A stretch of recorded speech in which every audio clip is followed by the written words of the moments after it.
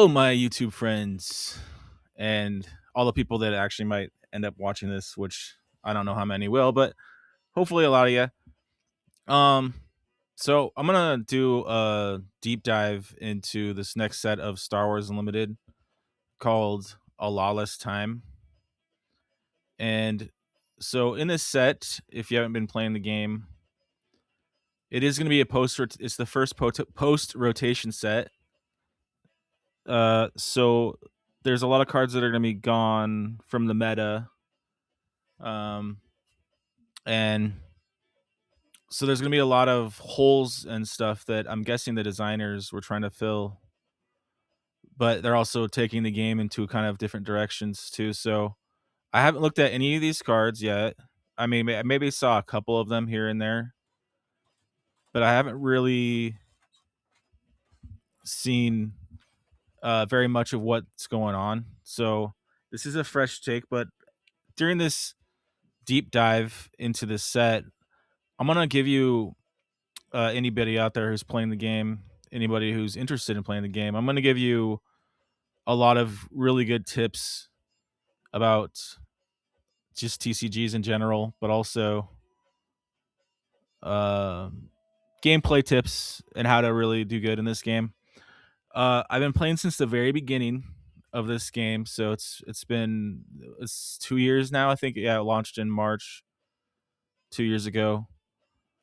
So this is the seventh set that's coming out, and yeah, I've gained a lot of experience playing this game on how the little intricate details that you need to think about. So there is quite a bit to it when after you played for a long time, you get those hours in, get those games in, you start to see some different aspects of the game that really do change how you want to build out your plan of attack, so to speak. So yeah, let's just get it right into it. We're gonna do some of these leaders here, and hopefully we can see them clearly. I'm gonna kind of zoom in a little bit here. But yeah, it's gonna be a deep dive. I'm gonna just really take my time, look at the cards, think about them. All right, let's jump right in. Let's take an action. Attack with a unit. It gets a +2, +0, and gains overwhelm for this attack. After completing this attack, defeat it. So you're getting a +2 and overwhelm. And he deploys on 6, and he's a 4/7. I just think in general losing a guy off the board, losing a unit off the board is not great. Um, and also you can't use this with ambush. So this will be an interesting card. I don't know like how many people are gonna be playing this leader really. It's powerful in that you can attack with a really strong unit. So if you put down a really heavy unit in and then you swing for let's just say 9. Let's say you swing for 7 and you get a 2+ buff. So now you're swinging for 9. You will probably eliminate their unit, whatever it is, and then do damage to the base, spilling over with the overwhelm. Um, I mean, it could be good for a finisher, I guess. I mean, there is definitely going to be ways to use this. So that's the problem with it. This is going to be a very, very situational card. When attack ends, if this unit survives, you may attack with another unit. It gets a +2 and a +0 and gains overwhelm for this attack after completing this attack defeated. So yeah, that's just one more way to. This is definitely a leader to finish somebody off. So it's very aggressive. It's a very aggressive build. I mean, I don't know how I like the 6 drop for aggression because. So I guess if you went really heavy on aggression and then this is Saw Gerrera essentially is your finisher. That's what the ideal use for it would be, but I your opponent could do a lot of stuff to really hamper that. This is going to be a super deep dive, so I'm in here to study the cards for this next set, which I really need to know, and hopefully you can study along here with me. Tobias Beckett, yellow blue leader. Um, let's take a look at his ability. Choose a friendly unit, and opponent takes control of it. If they do, create a credit token. Choose a friendly unit. And you could easily take them out and get the bounty off of it, but because bounties are rotating, there's not too many negative units to give somebody. Let's see what his front is here. When deployed, defeat any number of units you own but don't control. Wait, own but don't control? Wait, what? Defeat. Oh, okay. So you could defeat the guy that you gave to them. For each unit defeated this way, create a credit token and draw a card. Ah, man, I don't see this going very far. I don't see this working out in the way that people think it's going to work out. That's my take on it. I don't see that being that great. Okay, so let's speed up a little bit here. We got 3/6 Agent Kalis, and his ability is pay 1, play a card from your hand, ignoring its aspect penalties. Comes out on 5. And also when you play a heroic card, heal 2 damage from your base. So I think that it's really cool. They're trying to make it so that you have the ability to play more aspects and have more creativity a little bit in there. Because you could make a villainous and heroic deck possible with Agent Kalis. So that's pretty cool. I don't know if he's going to be competitive, but it does make for a very creative use of a leader, and the possibilities. It opens the door for a lot of possibilities. So that's very cool. It's actually pretty decent playing the hero cards, gaining 2 health, but that's only while he's out. So it's not for very long, but still pretty cool. That you can open the door to a lot more possibilities here. Okay, we got she comes out on 7. She's a 3/7. And her ability is, I believe, to tap her do defeat a nonlinear unit with 1 or less remaining HP, so she can ping off 1 health units, which is actually pretty good. There's that card that can knock a guy down to 1 health. It's red. And also when she deploys, she does a takedown on somebody. Um, so this is ultimately a control, is going to be the control archetype hero, or hero villain leader right now. It's basically control leader. It seems pretty decent, but I think that control is going to be less good because of the credits in the set. That I think ramping is going to be way more of a thing. So, um, people dropping out big units, and also there's like just less removal. A lot of it's rotating. So there might be difficulties with getting control going, and so because of that, she might not be able to hold down. Plus, she's pretty weak, so, and coming out very late as well. So, yeah, we'll have to see about that one. Jane Urso was at 5 as a 3/6, and on attack, if a friendly rebel unit was defeated, then she could search the top 3 cards of your deck for a card and draw it. And she has that same ability as a leader, so it's a draw card ability for 1. Very, very good. Uh, if you're stuck, you can just rely on her to draw a card 3 deep and get what you need. And getting what you need every turn can be exactly what gets you the combos and the plays that you need to win.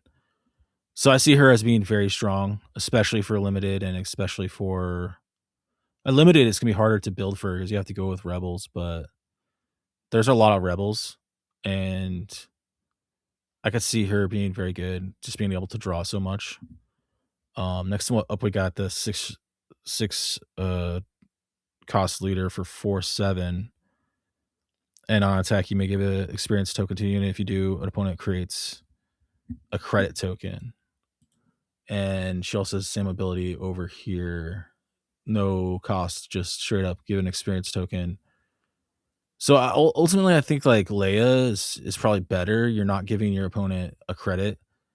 I think the credits are going to be a big deal. If you give your opponent too many credits, it could be really brutal. It could cost you the whole match. So she could be good with certain cards and certain builds, but I still feel like Leia is better maybe at getting experience to the guys that you want to get them to without giving your opponents a benefit. So next up we got Boba 5. He's a 3/6 with a raid 1, so it's gonna be 4 hitting for 4. That's a good curve. It's a good hit. When a friendly bound here, your unit attack ends. If you defeat a unit, you get a credit. And he has the same thing back here. I think this Boba is really good. So it's a perfect ramp strategy to play bounty hunters and to quickly get credits into ramp. And that's I think that's going to be one of the powerful meta styles. Is just going to be straight up ramp, and then you drop a big bomb on the table, and Boba can get you there. With all the credits he could probably generate, I think that Boba might be one of the better credit generators with the bounty hunters.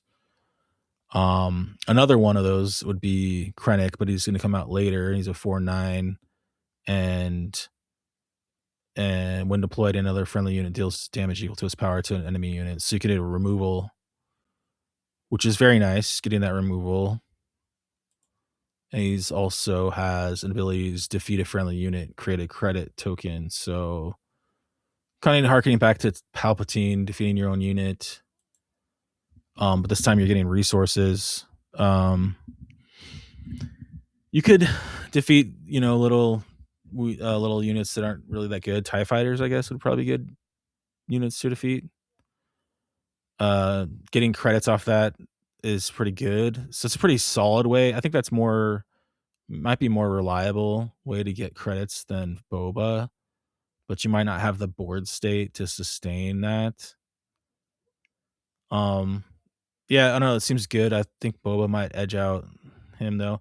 Hera is another one where it looks like they're giving you a really good ability to be creative with the rebels and specters. Because it says while you control 2 or more units, ignore the aspect penalties on heroic units you play.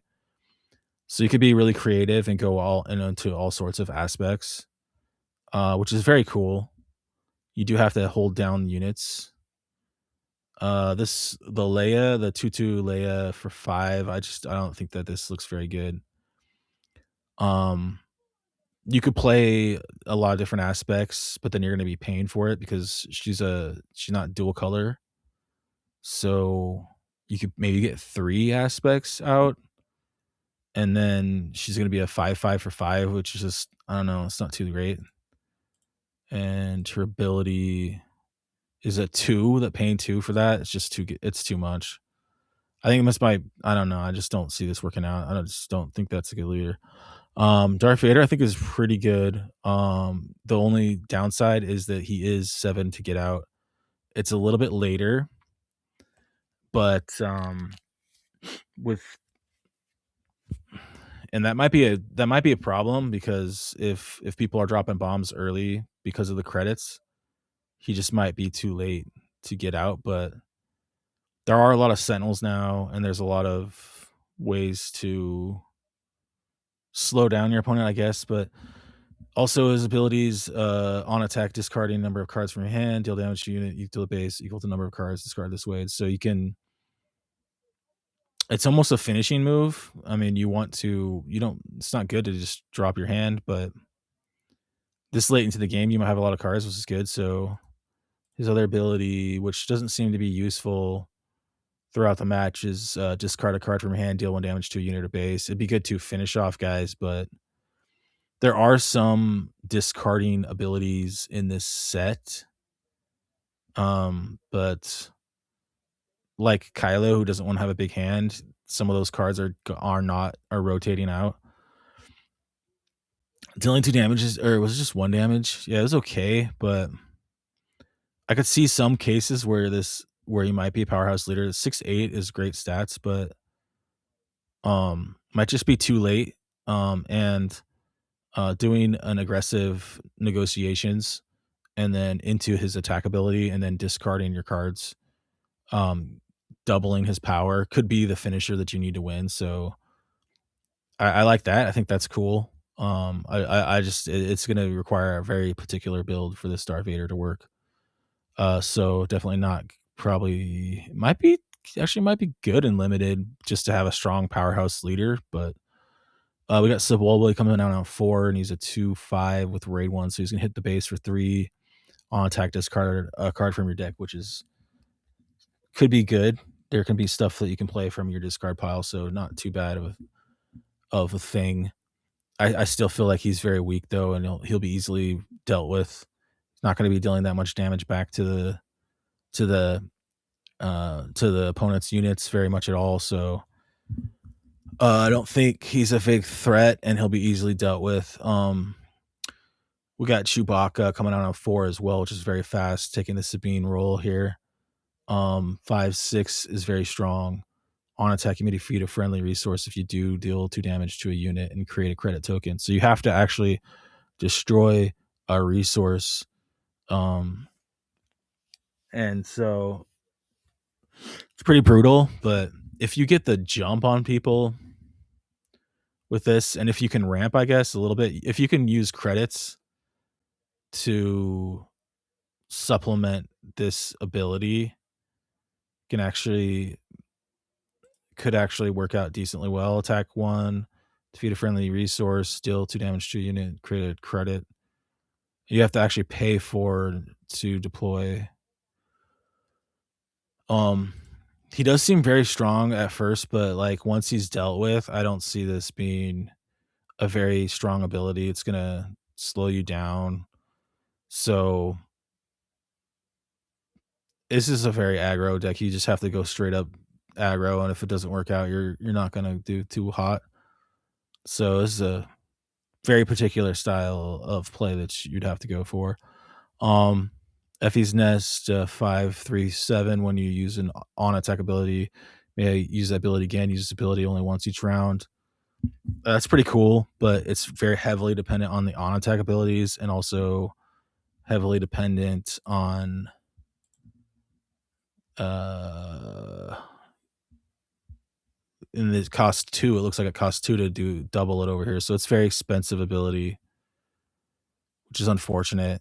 If this was cheaper ability on the front side, I could see it being more viable, but I don't think this leader is going to get very much play. His Jabba Hut actually looks okay, in my opinion. Is a 1, return a friendly underworld unit to its owner's hand, which there's a lot of underworlds in this set. Create a credit token. And creating credit tokens is perfect for the ramp strategy that I think is going to be popular and be very, very good. A 3/9 is not that great power, but it has some staying power, which is nice. Uh, Play an underworld unit from your hand. If you defeat a credit while paying its cost, that unit gains ambush for this phase. So gaining ambush is great. Only for underworld, so you need to build particularly good for that. But I think Jabba's decent. We got the client at 5. He's a 4/4 shielded. Shielded's okay, but a saboteur unit could easily take this out, and he's very small. On attack, if you create a token this phase, exhaust enemy unit, and he's just exhausting units. I don't see this. I see this as being too defensive and not strong enough to be worth it. If you created a token this phase, exhaust enemy unit, yeah. So I don't see this as being good at all. Han Solo 5/4/5. And he's got the Saboteur on attack, defeating a number of friendly tokens. Deal damage to a unit equal to the number of tokens defeated this way. So he's a removal power, not that very much power for attack. I mean, 4 is kind of the average. I guess 4 is average, huh? Yeah. So it's okay. He has a removal and he comes out and he has Saboteur. What is his ability here? And he's got defeat a friendly token, deal 1 damage to a unit, so he can ping off guys. Um, it's okay. It's nothing amazing, but it's okay. Lando at 6 for a 4/7. That's very nice. When deployed, you may defeat a friendly credit token. If you do, create 3 tokens. And also on this one is 1, choose aspect and discard a card from your deck. If it has the chosen aspect, create a token. So you can easily get this to work. His ability, you get almost create a token every turn. Easily get that to work, and you can create a token every turn, and then you can turn 1 token into 3. So if you're going for a ramp strategy, which I think there's a lot of good cases for a ramp strategy in this set, a lot of removals rotating, so you can play some big bombs on the table. Like, that's very good. I think Lando's great. I looked at these bases earlier, and all these ones that are 26 are special abilities. Most of them I don't really care for. I don't think they're worth the cost. Um, and the ones that are 27 lets you play off aspect cards. It's only once though. And so there's one of each, and I just don't think any of the bases are worth playing. There's better bases I feel like already. So next up we got Bosk here heading into some of these cards. So yeah, there's a lot of dual color cards in this set. A 3/5 for 4 is decent, and on attack ability is good, where he can get powered up and also negative a guy. So it's a solid unit, especially for limited, and he's only uncommon. A Cad Bane at being the 6, being a shielded, he's legendary. I feel like he might be one of the top cards of the set. Being a shielded overwhelm is very strong, and um, on attack, he can defeat a number of credits, and he can basically power up, give an experience token to this unit for each credit defeated this way. So you could continually power him up with each credit that you get. So I could see this cat Bane being a very strong nuisance to somebody and doing a lot of good work on the table. So I think Cad Bane is one of the top cards of this set. On Hound's Tooth, we got a 7 drop. Essentially, it's a mini Avenger kind of thing. It's a 4/8, and when an attack ends, if this unit survived, you may defeat a unit with less power than this unit. So you could destroy ground units. That's perfect. If this unit survived, you may defeat a unit with. When an attack ends, I wonder, can you attack a base? I'm pretty sure you could attack base, right? When attack ends, if this unit survived, you may defeat a unit with less power. Yeah, I'm pretty sure you can attack base. So yeah, this is great. It's like a mini Avenger. You could start hitting their guys on the ground. You could get it out quicker with some credits. Yeah, I think it's a good card, and it's only rare. It's very nice. We got Chewbacca here. He's 4, and he's a 4/4. He's an overwhelm, and he's a legendary. It's when he attacks, if you defeat a unit, if the defending unit was defeated, give an experience token to this unit and heal 3 damage from him. So he can kind of bully smaller units, essentially. Bully smaller units than themselves, but I think it's okay, and he does build up in strength as time goes on, so that is a okay thing. But at 4 toughness, I could see him easily getting taken out quickly and not having to be dealt with. Um, like his 4 stats are okay, but nothing amazing. And the ability is cool, but it's only gonna really probably bully a couple times and then he'll be out. So I don't know. There is some potential for him to power up and get stronger, but I think it's harder for him to do. So 4 and a 4/5. So you got a 4/5 Edge Blizzard. He's got raid, so he's attacking for 5. And you may heal 2 damage from a unit, which could be itself. If you control 4 or a red or a yellow, you may heal 4 damage from a unit instead. So that's when it's played. So he's healing when played. It's decent. I think it's a decent unit, especially he's only uncommon, so it's a decent unit. Gonna probably see it play in limited and stuff. We got Obi-Wan. He's legendary over here. the 777, just like Captain Rex from the last set as a Sentinel. His ability is really strong, but I just feel like it's going to be extremely hard to trigger this ability. It's You have to have 7 units on board to get it, and then they all become 7/7s, which is very crazy and very good. But it's a very it's definitely going to be hard to get that. I don't If we could see some token units or something in the next set or whatever, maybe he'll come into play. But at this point, right now, I think Captain Rex is probably better than this, and Captain Rex is a rare and he's a legendary. I don't know. It's okay. We'll see where that goes. We got Han Solo as a 1, which is funny. He's a 1/1 shielded, not that great. And given exposure to given experience token to this unit on attack. So he can power up as a 1/1. It's okay, nothing amazing. 2, a 3/1, which is pretty much like a stormtrooper, but it's shielded and overwhelmed. So those two abilities are pretty cool together. You might be able to squeak some damage through as a 2-drop. I think this is fairly good. You can squeeze a couple damages through probably a couple times, or it might be able to take out 2 different units for 1 card. Very nice. We got 3.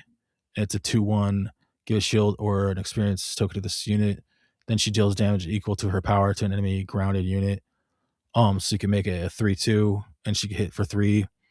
Anytime you do damage while you're putting out a guy, when a played ability, when you're putting out a guy, you're putting out a threat on the board, and you're also taking something or hitting them with something, taking away one of their guys.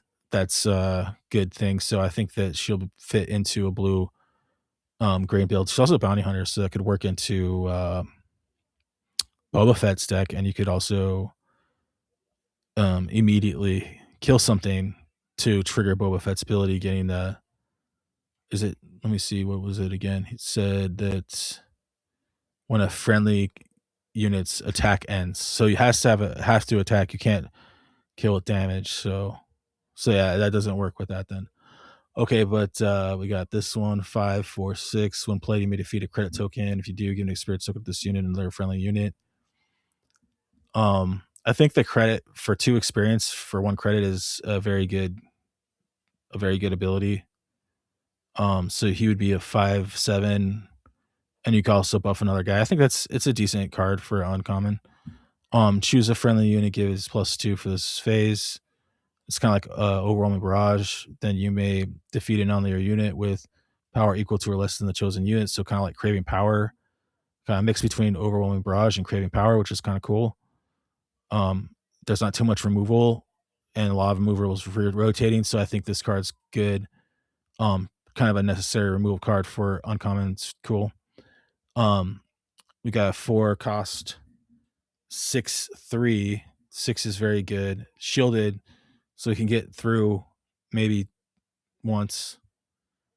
For a 4 cost as 6/3, I think this is a good unit because it's shielded in that 3.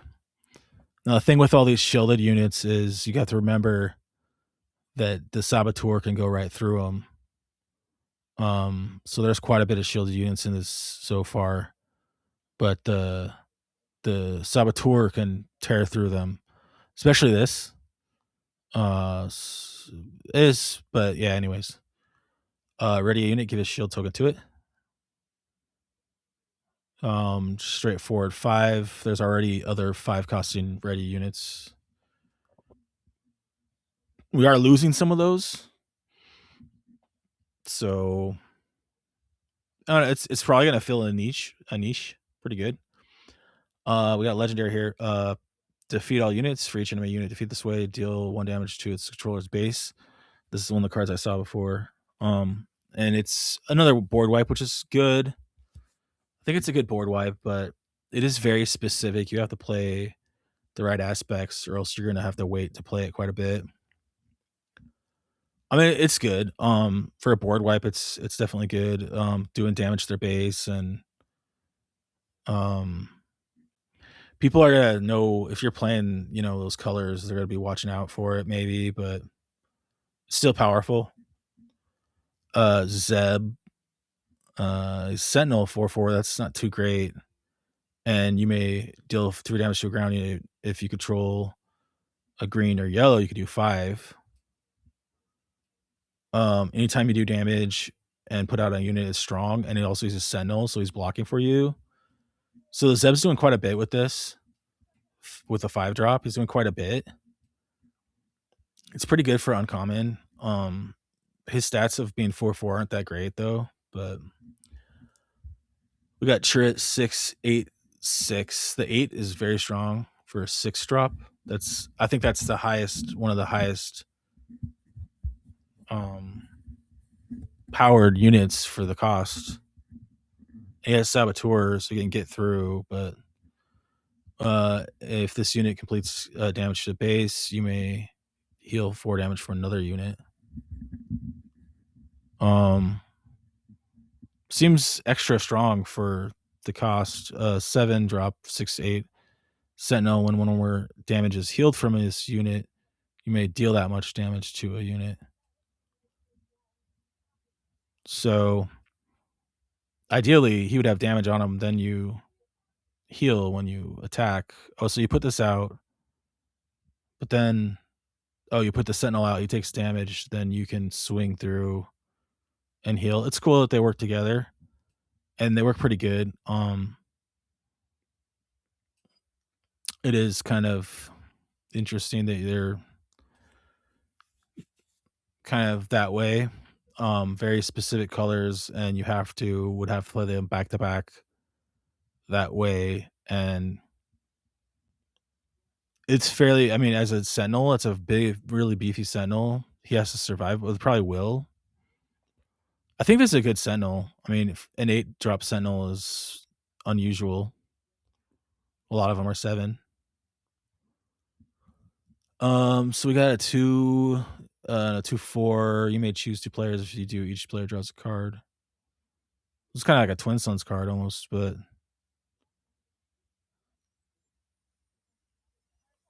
Twin Suns card, it looks like. Bith Brute 3 is a 4/3 Sentinel. Very small Sentinel for 3. Not going to stick around very long, but he does have Saboteur. Knock off some shields. It only happens when he attacks, so I just don't see this very good. 4/3/5 raid 2, so it's for 5, restore 2. I mean, it's just healing you, and hits for 5. I mean, hitting 5, a 5/5 for 4 is good, but and also healing. So I mean, you get value out of it, but it's very specific. On attack, draw a card. You may deal damage to a ground unit equal to the number of cards you've drawn this phase. That's pretty cool because you could get some other cards in other ways. I like it. You get a draw card for every attack. That's very strong and that's very good. I think it's overall a really good card. Drawing a card is very good for just attacking. Like that's very, very good. We got the Mandalorian here, and he's a legendary, and I think he's pretty good. Got 6/5, and when you play to get a draw card, so that's solid.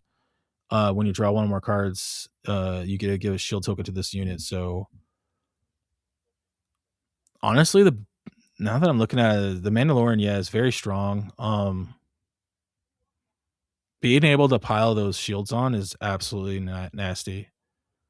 Saboteur is going to become a little bit more important with some of these saboteurs are going to become a little bit more important when you have somebody like Mandalorian stepping in, getting a ton of shields all the time. Give a shield token. Yes, you can just pile shields on him. That's like very, very strong, very, very good to have those shields on him, but people will be looking out for that and they'll have to try and remove him other ways. So he's gonna fit in a lot of different ways in a blue, red, or style deck. So he's gonna fit in a lot of different things. All right, we got Dengar 4/3, one unit with the highest cost among enemies defeated. Create a credit token, uses ability only once each round. Very situational, very hard to defeat the unit with the highest cost. It's hit or miss on that one. Maul 7/6/8. I think this card is possibly the best card in the set. just because Maul looks really cool. Just joking. All right, but anyways, he's got overwhelm, and his power is very crazy. I saw this before. So it's when attack ends if this unit dealt combat damage to a player's base. So that could include the overwhelm damage. You may take control a non-leader unit that player controls. When this unit leaves play, that unit's owner takes control of that unit. This is just so good. Like, I'm actually kind of amazed that they gave, like, he is so good right here because like 6-8 is great.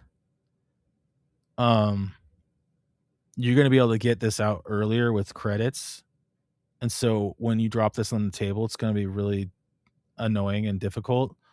And if you swing through, you can steal their guy. Like if you have initiative, you could swing through and you could steal their readied unit.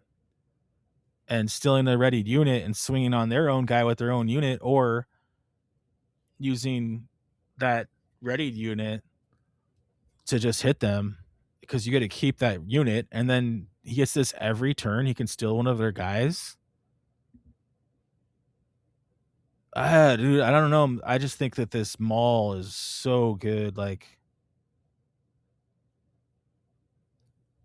so strong. Like, I don't know, like, the future of this card, like, if they're gonna have to ban it or something. I don't know. We'll see.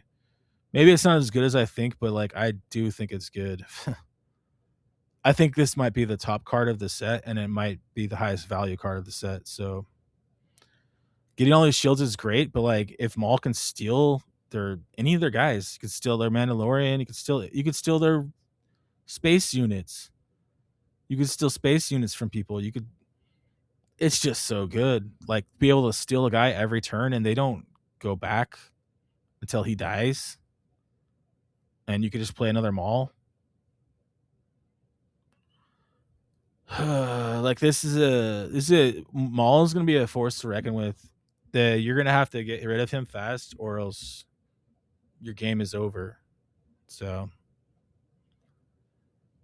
it's perfect way to kind of move into like a heavier cards too. If you play Maul out, especially if you play out Maul early, if you ramp and get Maul out early, and then they don't have a way to remove him, you steal their guys, you use their guys to take out their other guys, or you can just attack base. And then if you can get to a little bit higher of a ramp, maybe get some more credits, you could drop a something bigger than Maul to finish, and they wouldn't have been able to do anything. So yeah, I don't know. Like, I'm gonna have to revisit this idea, but I think Maul might be one of the better cards of the set. Chopper is a 1/2. He's got raid 1, and when you play it, you can give an experience token to this unit if you control yellow or blue. You have 2 tokens to him instead. So he's actually a 2/3 with the so a 2/3 with raid 1, so it becomes a 3/3 for 2, which is very good as for an uncommon unit. So I could see Chopper playing really well in limited decks, and he's going to be a 3/3. And if you're playing off aspect with specters, you can get to be a 4/4. So like that's or hit for 4, but so it's very good. I think chop for 2, like a 4/4 for 2 is really good. I don't know. So it's Chopper's pretty good right there. We got Cassian, another Cassian, as a 4/4/4 when a friendly unit attacks ends. If the defending unit was defeated, deal 2 damage to a base. Um, and it's okay. Like, it's okay. It's nothing amazing. Benthic 2 tubes, 2/3/2. On attack, deal 1 damage to an enemy ground unit. I mean, that's nice. When defeated, deal 1 damage to a base. It's okay for a 2-drop. It's okay. It's good. 2/2 for a 2-drop. When played, deal 1 damage to a base. That extra little damage is nice for a 2-drop. When defeated, the next unit you play this phase costs 1 less. So A couple abilities on a 2 drop, very nice. For a first turn or whatever. Nothing big, but it's also pretty good for a 2 drop. 3, we got a 4/2. When played, give an experience token to another friendly green, and when defeated, give an experience token to a friendly red. I like this because the 4 is nice. You can swing without abandoning. You're gonna get abilities off of it. Being a droid is good, and a bounty hunter is good. So, for a 3 drop, this is very nice.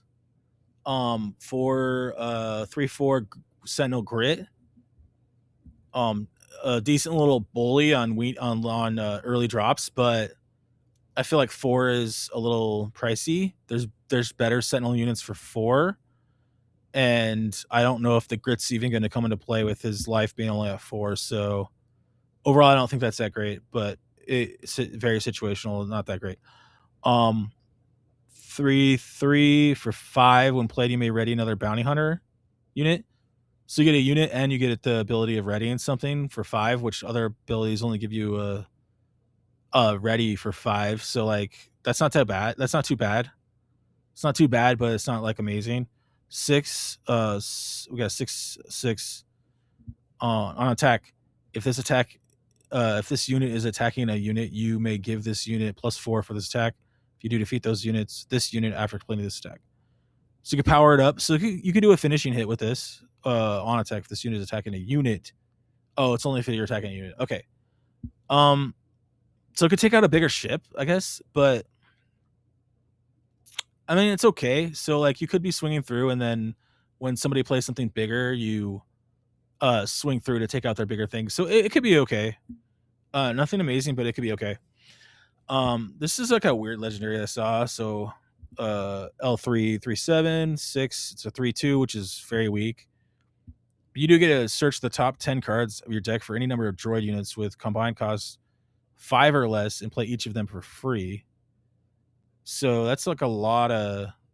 You could get this droid. You could get Chopper. Let me see. Yeah, so I mean the Chopper in that unit, I guess that'd be 2. Those 2 right there.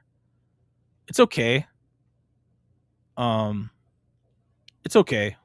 I don't know if it's really like one of the better legendaries. I don't think it's that great of a legendary, honestly, for 6.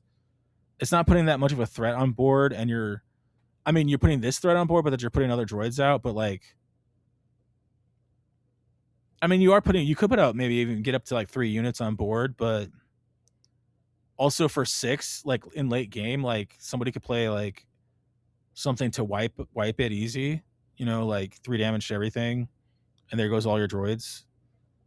So I don't know. I don't see this getting that much play, but I don't know. We'll find out. And then next up, we got Zuckuss. It's looking like this Zuckuss is going to be a really good bully to the early drops that are shielded, because he's got the Saboteur, and he can hit possibly 2 units. If you have another bounty hunter, he could hit, do damage to 1 unit, and then also attack. And he'll be able to survive against those shielded units as well. Knock off the shields, take them out, and survive. So for that reason, Zuckuss is going to be really good for that early game. You got the bounty hunters, so he could get those kills for Boba Fett's deck. We got Forlom, another unit to decently good for a bounty hunter that could get you those units from the Boba Fett deck. I want to say Zuckuss looks like he's better. He's only 1 more power, and lets you attack with another bounty hunter, which is pretty cool. All right, so we got Tear This Ship Apart. It's a legendary, and you look at all your opponent's resources. You can play one of those cards for free. If you do that, your opponent resources the top card of their deck. So this is like a rush. This is kind of be like a roulette kind of card, where I almost would say that it's a gambit card, because you have no idea what they're going to resource. Even though people do put a lot of big things in their resources, because early on, that's what people don't want that's staying in their hand very much. So you could possibly get a really nice play out of this, but it's going to be inconsistent. Not only that, but somebody who's really good could play if they know which colors you're playing, and if they know you're playing this, they could play around it. So it might be like a one of like surprise card that you could really pull off on somebody and be absolutely hilarious. So I think it's a cool card. It's fun, but I don't see it as being like very consistent. We got Jane Urso who can 2/2 kind of replacing what looks like Leia a little bit because she can exhaust a unit, or she could give an experience token to a unit. It's okay for a rare. I don't think it's all that amazing, but it might work well in that tempo of green yellow. I don't see it as being all that good, but it's okay.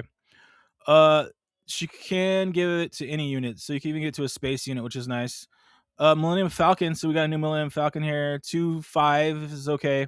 On attack, you may give a space unit -2. May give a ground unit +2. It's okay. So if you throw like a Chewbacca on here, it's gonna be like a 5/8. And it's okay. I don't know. I kind of like the other one more, the heroic one from JTL. Um. Okay. The ghost, another ghost. Man, we just seem like we get all these same things. Ghost, it's like kind of like they need to branch out a little bit more. I think.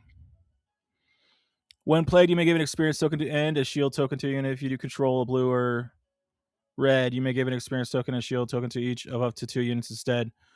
Oh, that's really good for Hera. So a 4/4 isn't all that amazing, but giving all those shields and experience to everyone's kind of cool. I feel like it's a Hera card. So this dude, 3/2, restore 1 saboteur.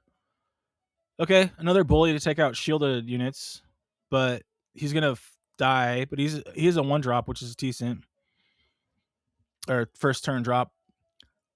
Okay, now we're getting some cool new guys here. 1/5, when the regroup phase starts, create a credit token. I like this. I like it. The musician, that's cool. This could be really good actually, because you could bounce those underworld guys with Jabba. So you throw this guy down, you get those credits going. He takes some damage, bounce him, play him again. It's very nice. Getting the credit token every turn is crazy. It's basically a ramp card, and not even like you want to treat this as like almost like an event ramp card. Not really a unit. He's so weak. And you can always buff him, I guess, but whatever. Max Rebo. You got this Max Rebo, dude. Oh, what the heck? That's funny, man. There's an additional regroup phase after the first regroup phase each round. Wow. Dude,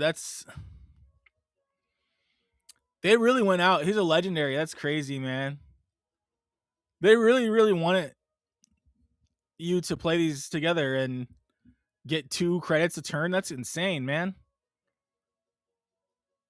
Like, that's just kind of fun. I don't know. It's kind of fun, but it's very, it's very weak, but it's just more ramp cards. It's crazy.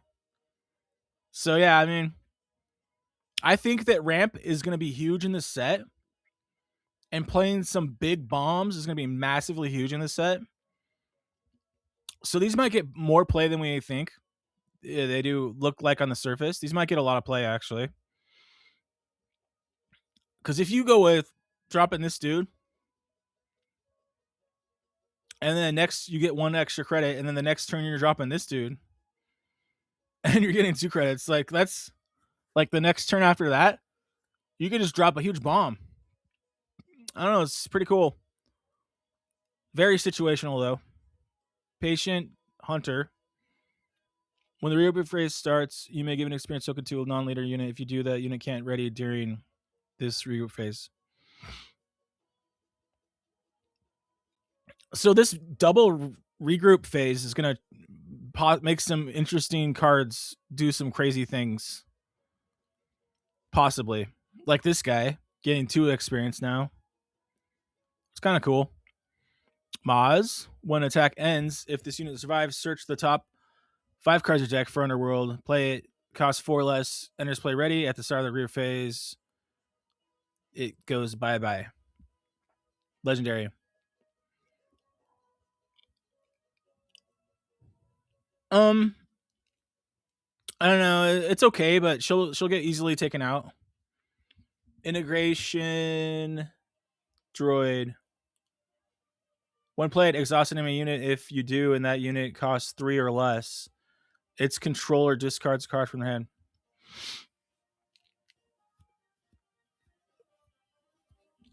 I like that discard.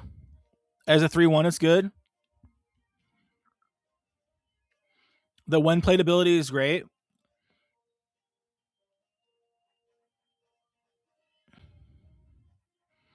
This is pretty annoying, actually. This could be very annoying, honestly. Like, I'm already putting together some plays, and this is very annoying.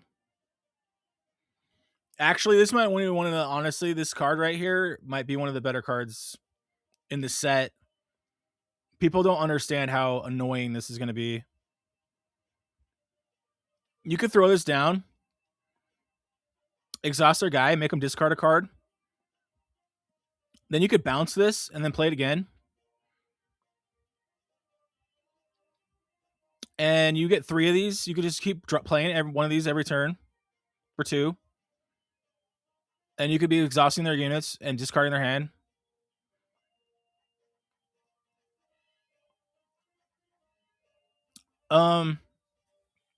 It's one of the stronger discard cards I've ever seen. And they're most likely going to be playing in the first couple turns guys that are 3 or less.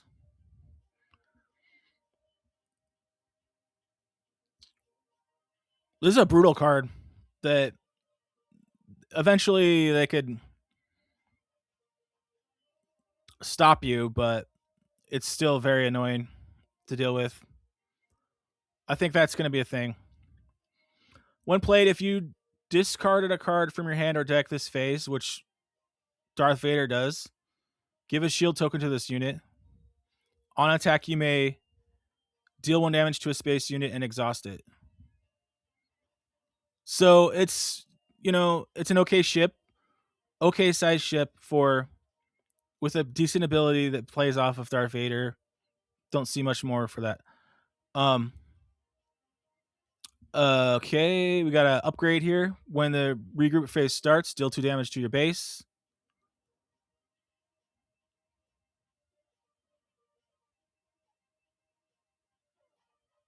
This is like ouch if you're getting those double regroups. Those double regroups hitting their base for 4 automatically. That's crazy.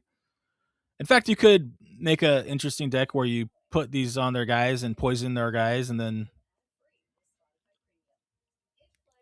drop that guy, and then you hit them all. You hit everyone for a lot. And it can't ready. Oh, sorry, I didn't read that. Attached unit can't ready. Oh, that's really good. I like it a lot. I like this a lot because it's going to make it so they can't just run their guy into anything. Their guy's going to sit on the board and look dumb and continually hit them. I like it a lot. I like this a lot, actually. I'm trying to think if it is non-leader unit only, so I'm trying to see if, like, is there any way for your own person they could bounce their own guy at some point, or they could kill their own guy at some point. But like if they do that, they're wasting cards. And the only way they're going to be able to so you do want to play this when they you want to play this on a guy that's already exhausted. So this is a great counter card if they drop a unit out and then you immediately just play it on him. And it's interesting too because it's not removal; it's just straight up a punk move, like eliminating. Like it's removal in the sense it takes them out, but like it's hurting them. Even it's better than removal. It's hurting them. They could still use that card to trigger abilities some way. So there's some vulnerability there. We're gonna have to see how this fits in, but I like it on its surface. We got Sabine Wren, and that's a really cool picture. We got Ambush. When you may defeat, when played, you may defeat a non-unique upgrade. If you control, you may defeat an upgrade instead. So some upgrade hate, which I think is necessary. We're gonna be losing a lot of upgrade hate. I think pilots are gonna make a return as well. Pirates and ships, big ships and pirates are gonna pilots. Sorry, pilots and big ships are definitely gonna make a return in my opinion. So that upgrade hate might be necessary. And a new K2SO. Okay, ambush is cool. 3/5 is great for the numbers there. You may deal 3 damage to a damaged ground unit. That's good. You know, you got the limited color scheme, but overall great unit. They could possibly take out 2 different units in one turn. Two units. It's not going to be a threat though. It's not really a threat. It's more of a removal card. So we got Luke Skywalker 7. He's a 9/7. That's a threat. This is what you call a threat.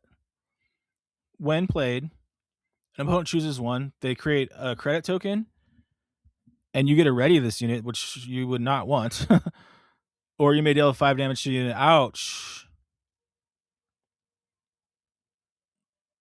Super cool.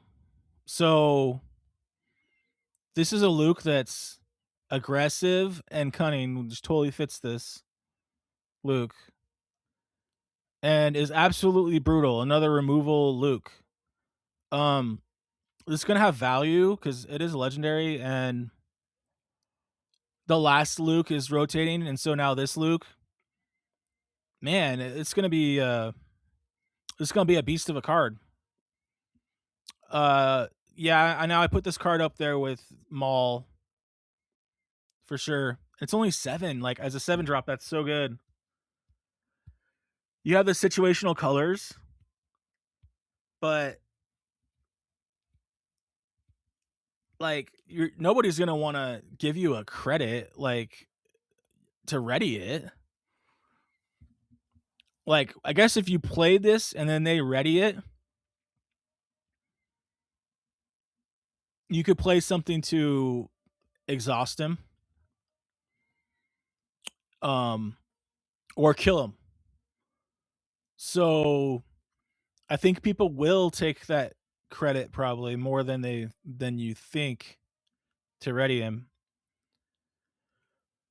I don't know, but overall his stats are very strong, and he's an immediate threat right when you put him on the table.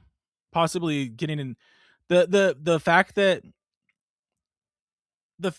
they can not have you do the damage and then give you this instead, it hurts him a little bit. I could see how that probably makes him less playable. People really, really like to drop a threat and kill something on the same turn because that's a power play. And we saw in the meta and in Star Wars in general, there was a lot of removal and there's a lot of units. There still is a number of units. There still is quite a bit of a number of units that when you play them, they can remove something from your opponent. And we saw those cards be played in some of the top decks of competitive. It's because you're you're throwing down a threat and removing something, which is one of the strongest things you could do, doing two things at once that are hurt your opponent. So, because of that fact, this ability is good, but I think people will avoid it at all costs. And then it becomes a massive threat, and if they don't have a way to deal with it, it might be the end of the game. So, you may deal 5 damage to a unit. So, yeah, um for a 7 drop it's just so good. But I could see ways for people to stop him. 4-2 ambush, he's not going to survive that ambush, but he has overwhelm. It's okay. I guess this you could use it with yeah, I don't know. It's a removal that does damage to their base. It's kind of cool if you can swing through and hit something small and then do damage to their base too. It's better than just removing, but 2-4 hidden raid 4. Wow. It's a raid 4. It's the biggest raid 4 we've seen. So the double raid guys could buff it quite a bit. That's kind of cool. And this is a very situational card you'd want to use in a certain type of setup. It's probably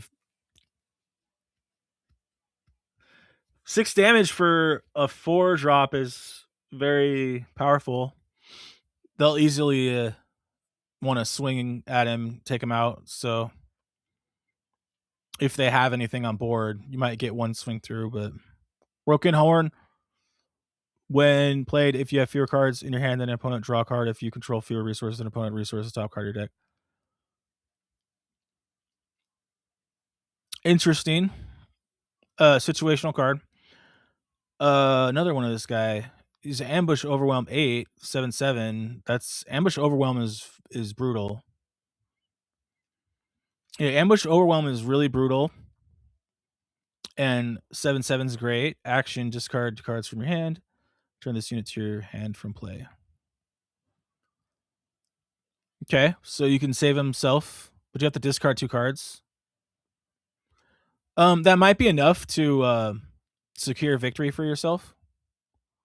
Because you could swing through, hit a small guy, do a lot of damage to their base. Before they have the chance to remove him, bounce him, claim, do it again. I don't know. Situational. You hold this, choose a friendly non-leader unit, and opponent takes control of it. If they do, deal 4 damage to another unit in the same arena. For 1.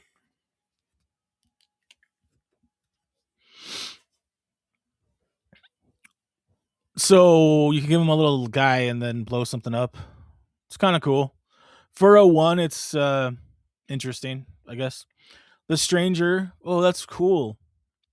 It's a very cool picture. Ambush Grit. Wow. Okay. 5-1-7. It's pretty beefy for that grit. While attacking, you may have the defending unit deal combat damage before this unit. Okay, so he can buff himself quickly.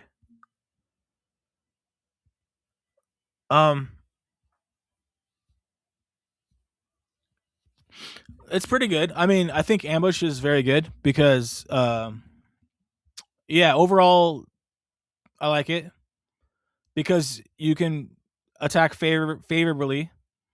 So by ambushing in, you can attack favorably, and you can make sure that he's going to survive with strength on him. You know, especially if you let's say you swing in, kill, he gets hit for 3, then you hit for 4, take out their guy. So you can remove their guy. It's another one of those. Another one of those guys is a removal and a unit. So drop out a unit, remove their guy, and also place a threat on the table. So the stranger is going to have to be played in those colors, though. So that's the limiting factor. All right, so we got Django Fett. It's coming in shielded on attack if this unit is upgraded, exhaust an enemy unit. So he could be annoying to exhaust out units. He's shielded. It's defensive. He's probably going to get those, might be able to get those swings in with those shielded. I don't know. It seems defensive, but decently good. Anakin. It's a little pod racer. 2/4. When a friendly unit attack ends, if no other units have attacked this phase, you may return it to its owner's hand. If you do, heal 2 damage from your base. So easy way to bounce guys, your own guys, which we saw that you might want to bounce. Who is it?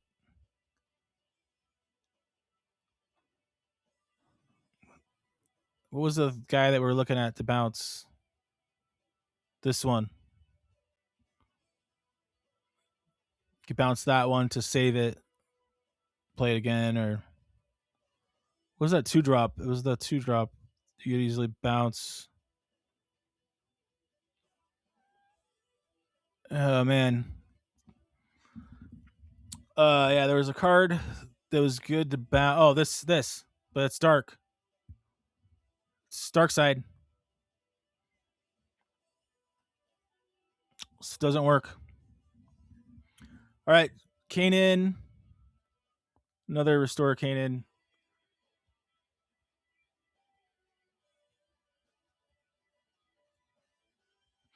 Okay, he's a bouncer, bouncing stuff.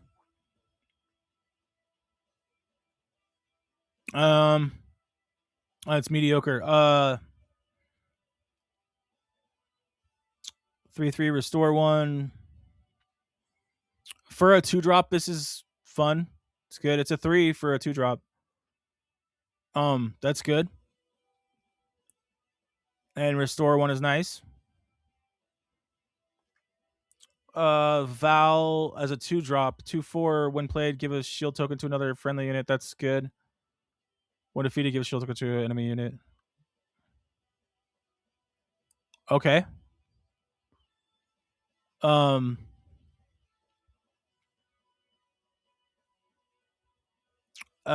don't know. It's mediocre. Some of these blue and yellow are really mediocre.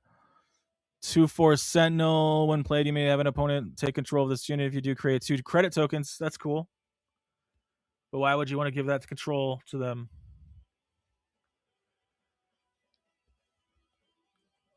The credits are probably, if you're going for like a ramp strategy, the credits are probably worth it. But at the same time, it's kind of weird. Rio Durant 2/5 is pretty weak. There's a lot of weak stuff in this yellow blue. Lots of weak. Very weak.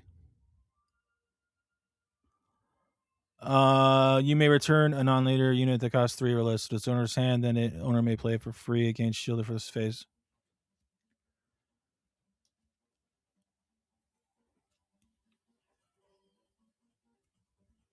Okay, so he bounces your own guy and shields him. That might be good for situational stuff. Very situational. His power is not that great. 3/7. You can look at your top card at any time. Right when they get rid of the "You're my only hope," huh?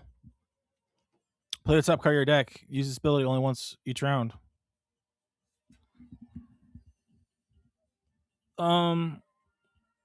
It's okay. It's kind of cool. I could see that being very good in limited. You just play a lot of little guys off the top of your deck. That's pretty cool. Finn is a 6/5 ambush. Oh, they actually gave Finn a little bit of power here On attack, you may give a shield token to a non unique unit. And giving a shield away is really nice. I think this is good. This is good. Yeah, I mean he's gonna survive, and you're gonna give shields away every time you attack. If you have a sentinel out, uh, very very good. So you can have a sentinel out, and you ambush Finn in and give your sentinel a shield. So yeah, I really like this Finn card. I think it's very good. He's gonna attack advantageously with the ambush, take something out, give your sentinel a shield, annoy your opponent big time. I think it's good, and especially for limited, this is a good card. It's only an uncommon, so you can load your deck full of these, and it's good. For limited, especially too. Each player may return a non-leader unit to their owner's hand, then defeat all non-leader units. Okay, so it's another board wipe, which is really cool. I like that. I like that there's two board wipes, and they're different colors, but they're both blue, which is interesting. So blue is going to be board wipe threat. You got to be aware of that. Each opponent may return a non-leader unit to their own hand, which you each get a both bounce a guy, which doesn't really matter that much. Then you defeat all non-leader units. That's pretty cool. And it's only 7, so you could possibly get that pretty quick. I don't see a lot of huge threats for this blue yellow right here, so but there is some blue threats, so playing ramping and then playing this uh could really hose your opponent. That might be a strategy for these colors here, is just ramp, play this, and then start taking control. I think might be a thing. A 2/2 when defeated, heal 2 from your base. For 1, it's pretty good. Nothing spectacular over the top. 4/6 for 4 is cool. No abilities. It might be pretty decent play for limited. Governors, it's only common. Governor's Shuttle is a 2/4. When played, each player chooses a unit they control to defeat those units. Okay, some removal for blue. That's kind of expensive, but you are, like I said, you're getting the unit on the table, and you're also removing something. But the problem is you have to remove something of your own. So hopefully the trade is worth it, and they get to choose as well. So that's not as great as it's not that great. I probably won't get that much play, honestly. But 5/6 Sentinel in space. Okay, 5/6 Sentinel in space for 6. It's kind of expensive. Lawbringer 8, drop 7/7. When played on attack, choose an aspect. Give each enemy unit with that aspect -2 for this phase. I like that. Okay, giving a little Snoke action with a -2, -2. When you play it, and then every turn, -2, all their guys of that aspect. It's okay. It's okay. It's saving you from damage, I guess. I mean, yeah, it's okay. It's nothing. It's okay. It might be better than I think when you actually get it out and go on with it. Choke to apply damage to a friendly non-vehicle unit. If it survives, heal damage from your base equal to the damage dealt this way.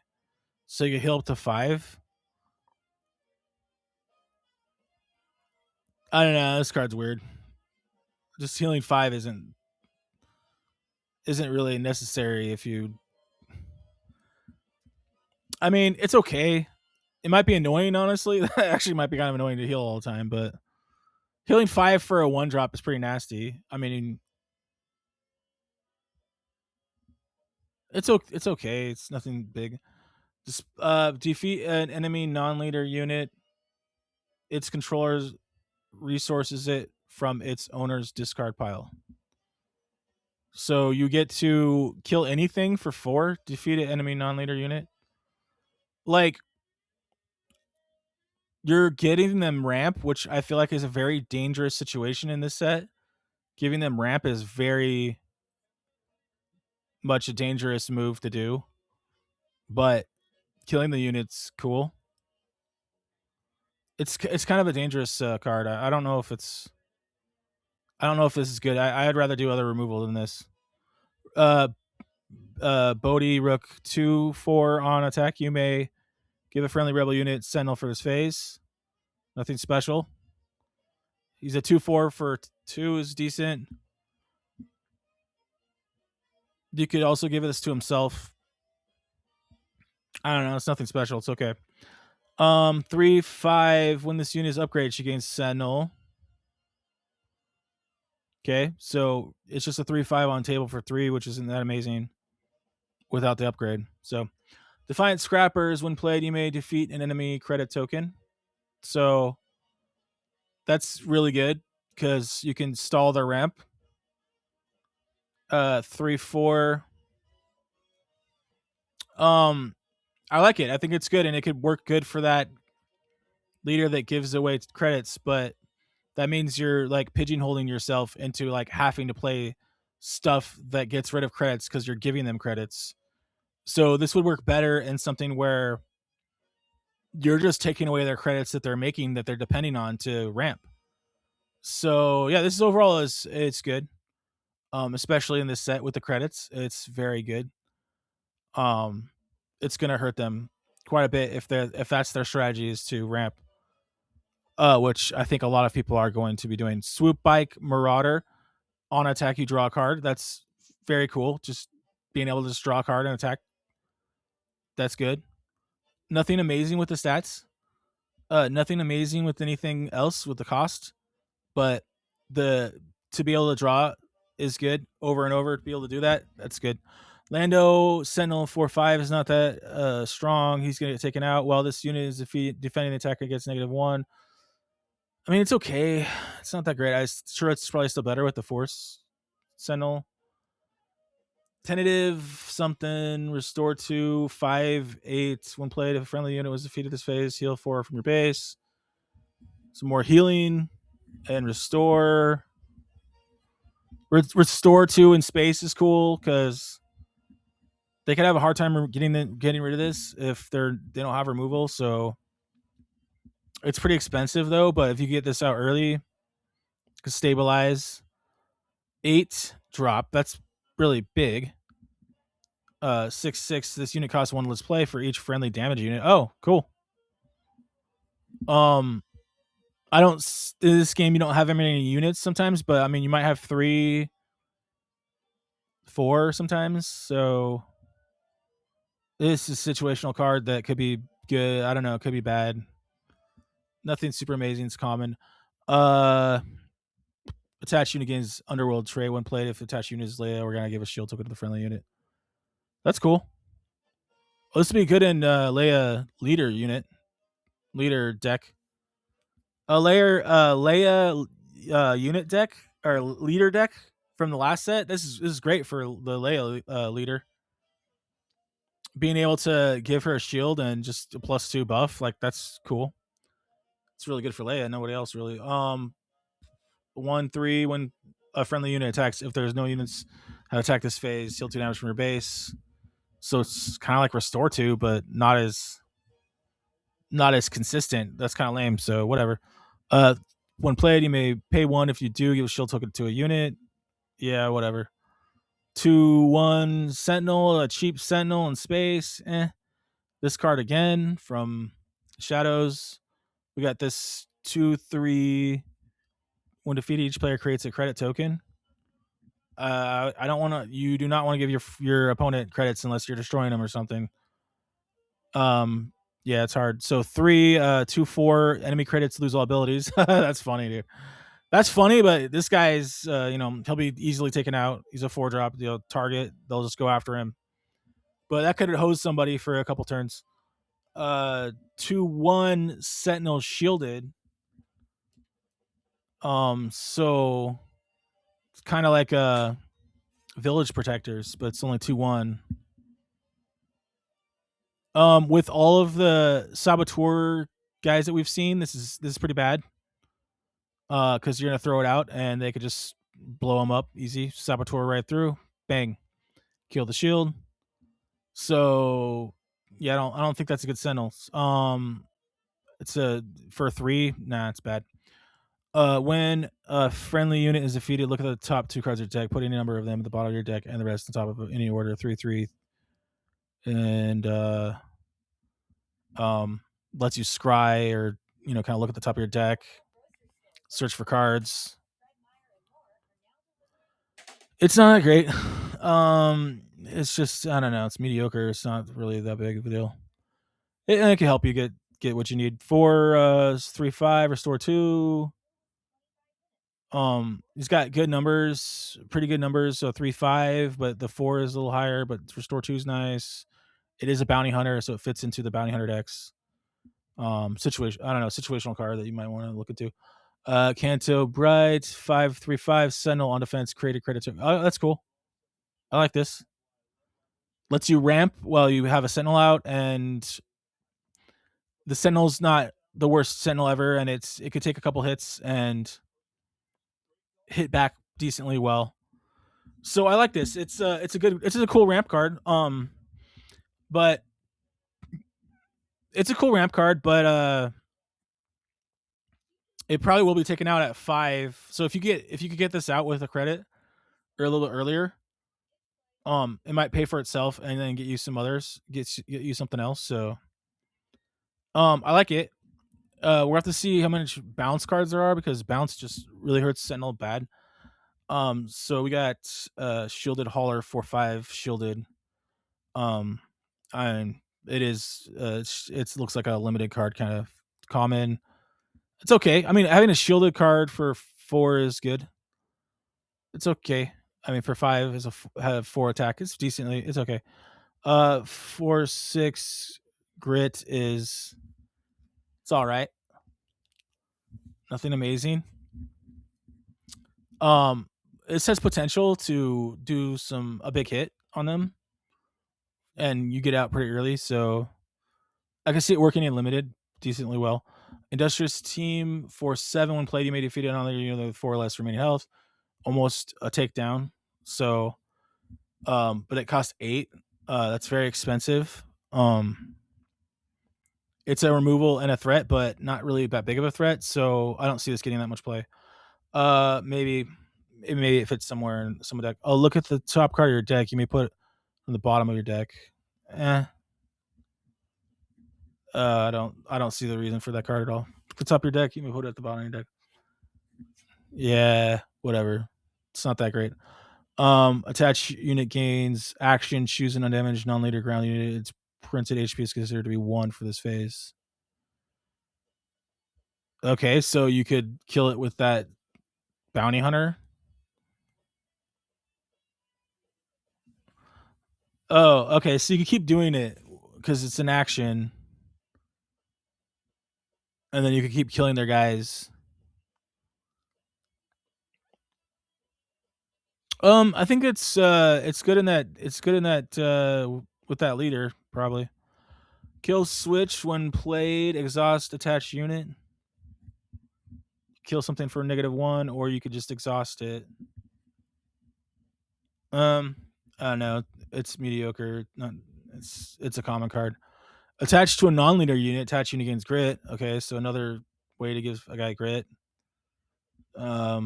It's kind of expensive. Mastery 4. This unit this upgrade costs 1. Let's play on a unique unit, so you can play for 3, and it's a 3/3. Um, it's okay. Choose an enemy unit for this phase. That unit can't deal combat damage. Um, Nothing amazing. Give a unit -2 for this phase. Nothing amazing. Um, an enemy unit loses all abilities for this phase. If it's cost 3 or less, defeat it for 4. Nothing that great, honestly. Defeat a non-leader unit. If you do, heal 3 damage from your base.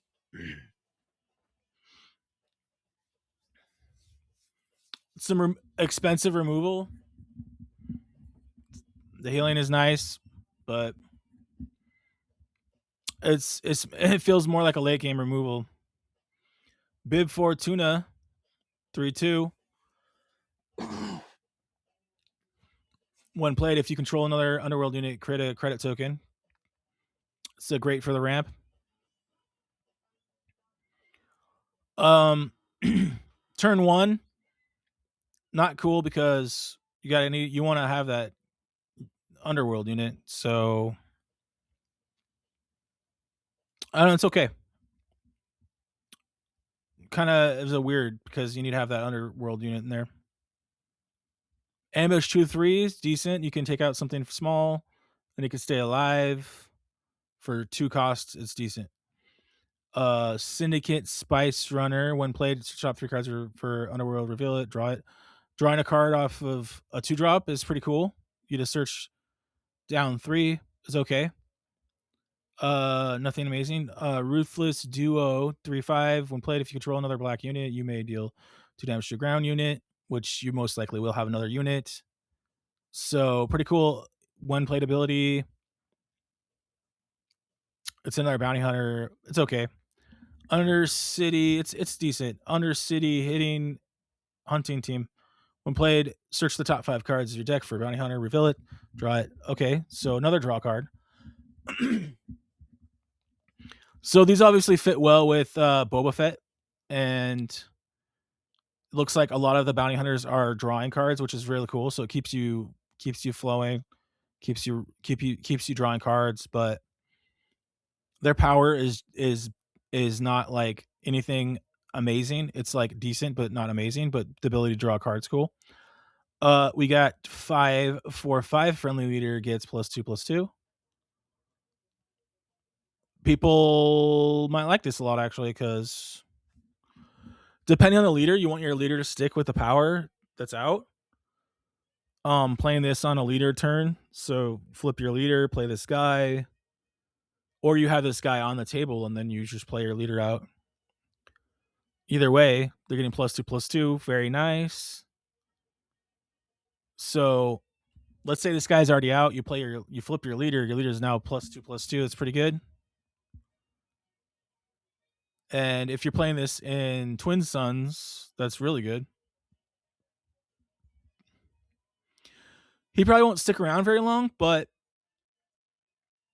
getting that 2+ buff is pretty decent. Um, yeah, I could see this being useful. Yeah, it's useful.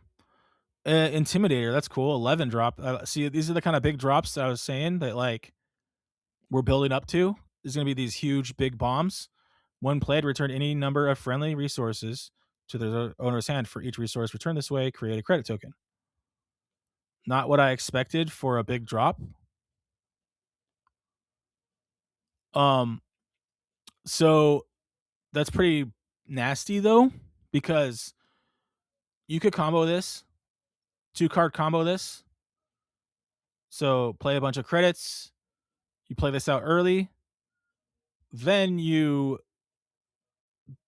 destroy all your resources and 2-card combo ready this and attack. So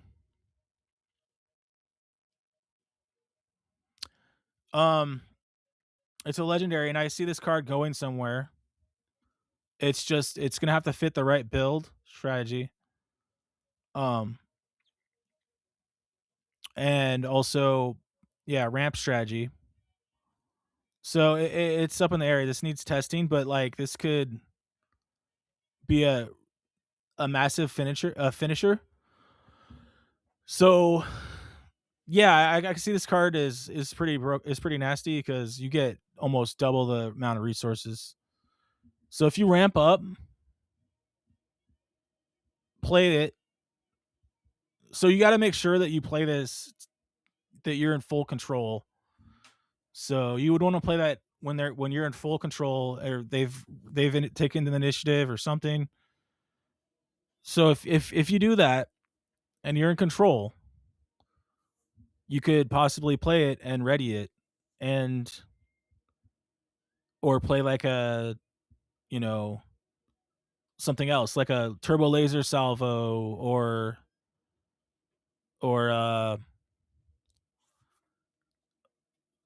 planetary bombardment. Like planetary bombardment would be absolutely brutal.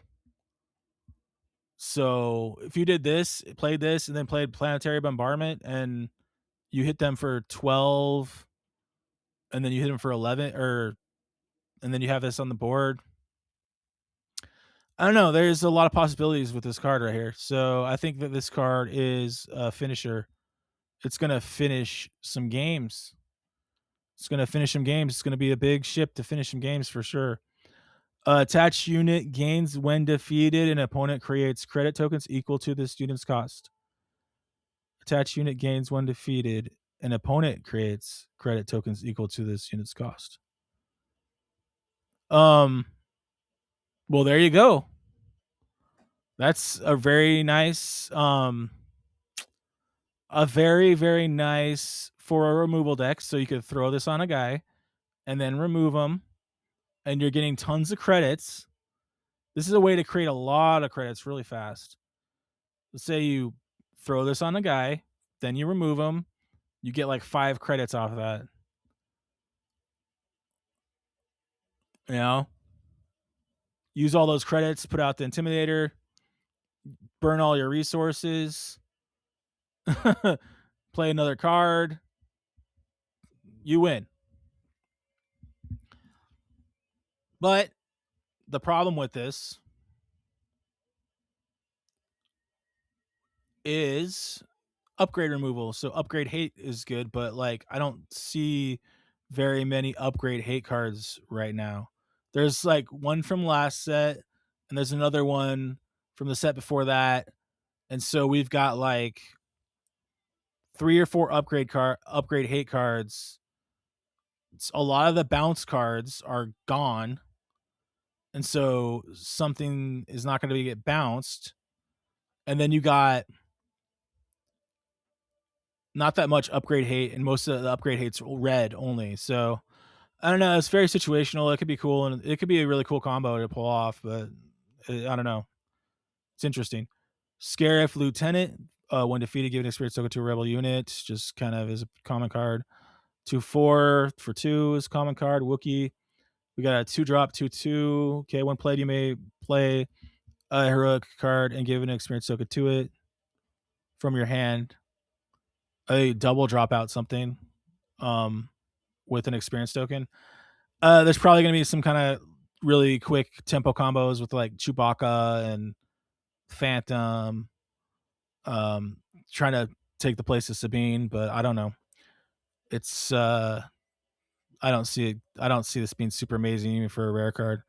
But 1/3 for 2 when played, switch type 5 cards decks, aspect friendly, draw a card. It's pretty cool for a 2-drop to be able to go 5 down and find whatever you need. So turn 1, boom, play R2, 5 cards down, whatever you need. That's pretty cool. You get the combos. You get the combos that you want.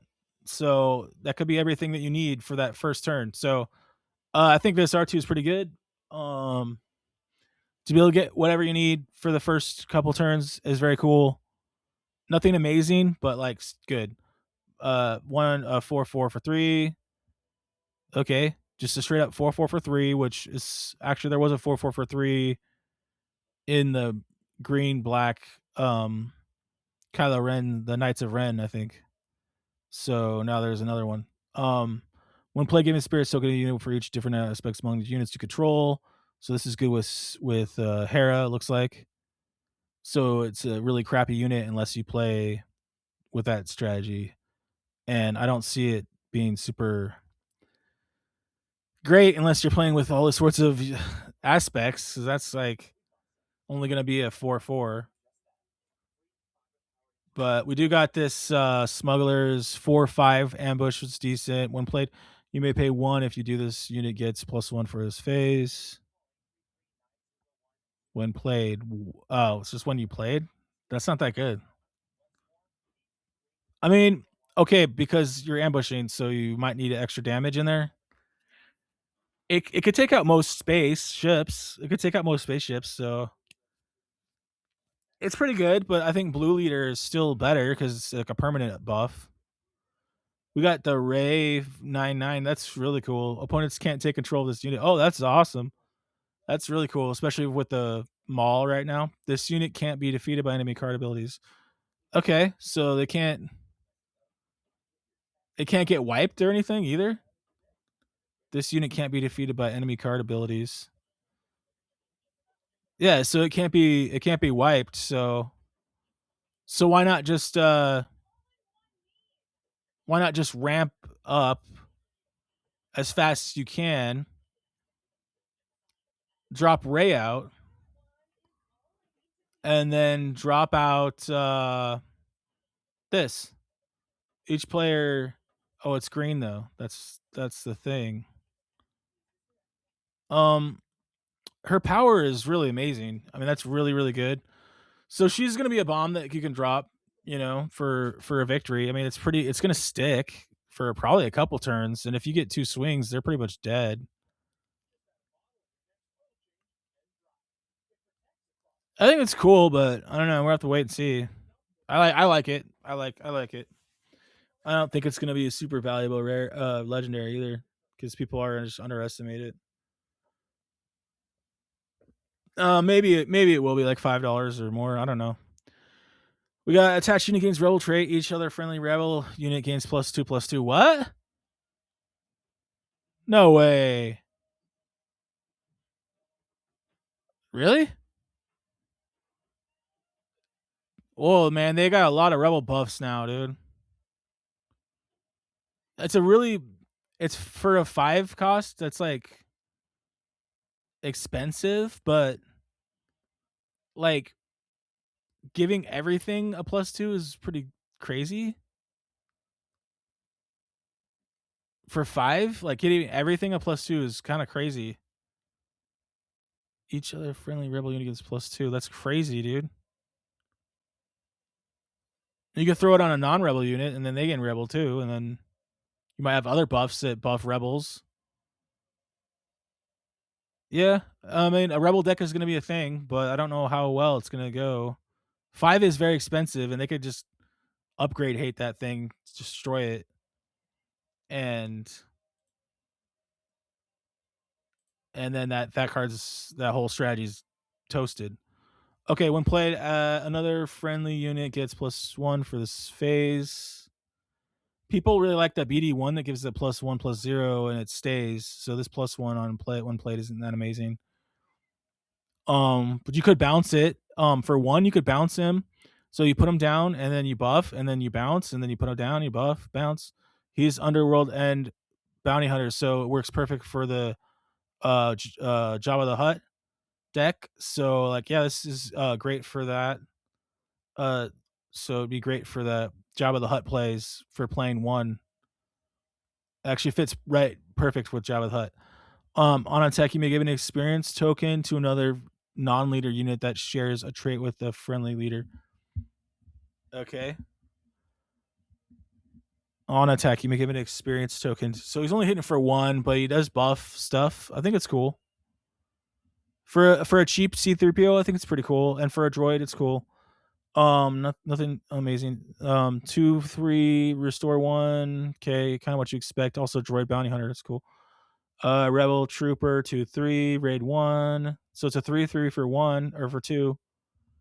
So just throwing some damage in there. Early unit. 2, 4 on attack. If you control a ground unit, create a credit token. Wow. Okay. In space, that's great. You can throw this guy out and just get some early credits out. Um, yeah, this might play good in some of those bounty hunters and ramp decks. 4/4, 3/4 action defeated from the credit token. Take control of this unit. Any player may use this ability. Okay, are you serious? Defeat a friendly token. Take control of this unit. Like for 1 credit, like take control of this. Like for sure, people are gonna do that. Like I don't think this guy's gonna get any play at all. Nobody wants it. Nobody wants that. That's too like just for a one. Like you could play for a 3 drop. You could play like a 5/4, or like a 5/5 even, or sorry, for a 3 drop you get at least a 4/5. So yeah, I just don't see that. It's not good. When played, you may attack with a unit if its bounty hunter gets +2, and for this attack. It's okay. I don't know. It's nothing amazing. 2/4 when played on attack. The next underworld unit you play this phase costs 1 less. Um, okay, it's cool combos. You could do this and then this guy for free. It's 2 guys out on 1 turn. It's pretty cool. I think this is pretty cool actually. Speeder. It's also a vehicle, and so you could pilot on this. So the piloting underestimated when it's a ground unit, so you could pilot on the ground and pull something off right there when played on attack, and gives you cheaper units, and it's on attack. Yeah, it's pretty good. So you can keep getting cheaper units for Underworld. So you can put out a bunch of Underworld bounty hunters. So this could be actually a pretty cool card for limited and otherwise. When defeated, you may resource this unit from its owner's discard pile. Oh, it's kind of like a super laser technician, but a little bit different. Um, it's more ramp. I mean, it's just more green ramp. It's crazy. So there's a lot of ramp in this. I think the credits kind of replace some of the ramp now. So this lowers the value of even doing a resource, but if you want to go all out on ramp, I guess 4/5, a hidden 4/5. I don't think that's how accurate. A 3/5 when play a friendly unit was defeated this phase, create a credit token. Okay, that's okay. Space unit, it's okay. Okay, I like this. I like these big walkers. That's what I like. 8, 9 walker. I like that. It's a vehicle which you can pilot on. Overwhelm, great stats. Nothing, no ability, so it's just a big attacker. So nothing amazing on the ability side. So that kind of hurts it a little bit. Here's that Sarlacc that you could summon out with that base.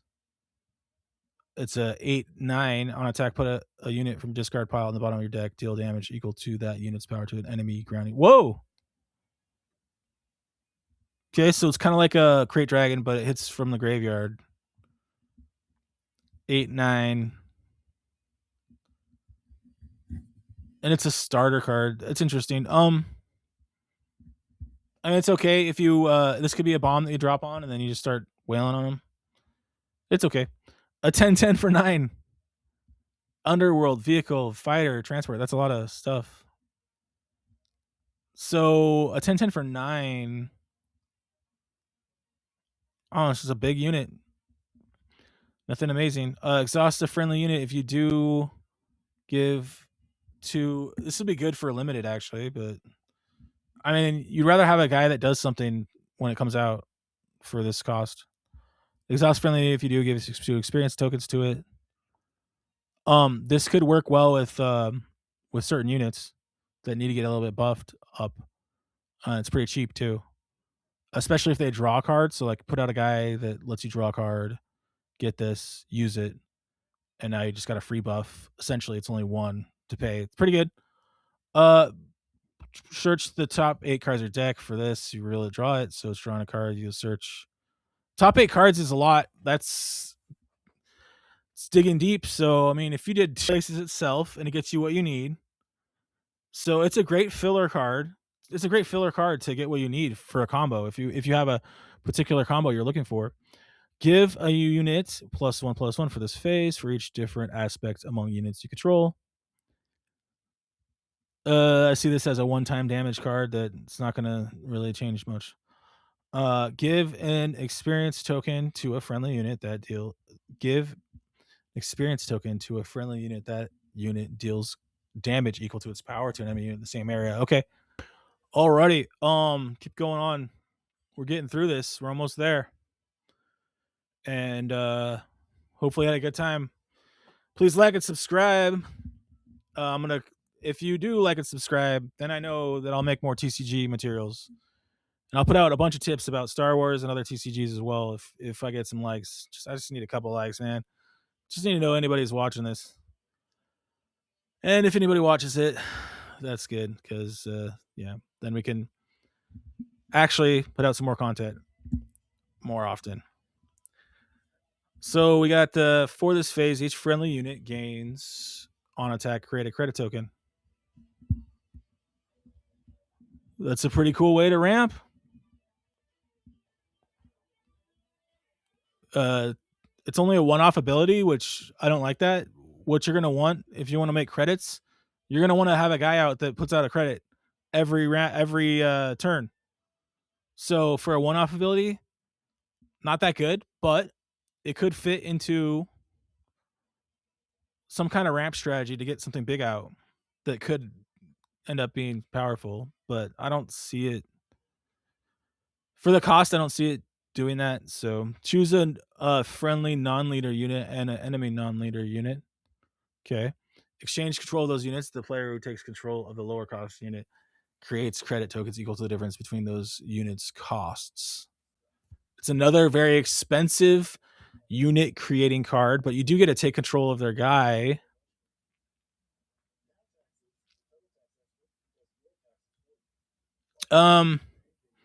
Like it's just like benefiting your opponent with credits is not good. And taking control of their guy is cool, but also problematic in different ways.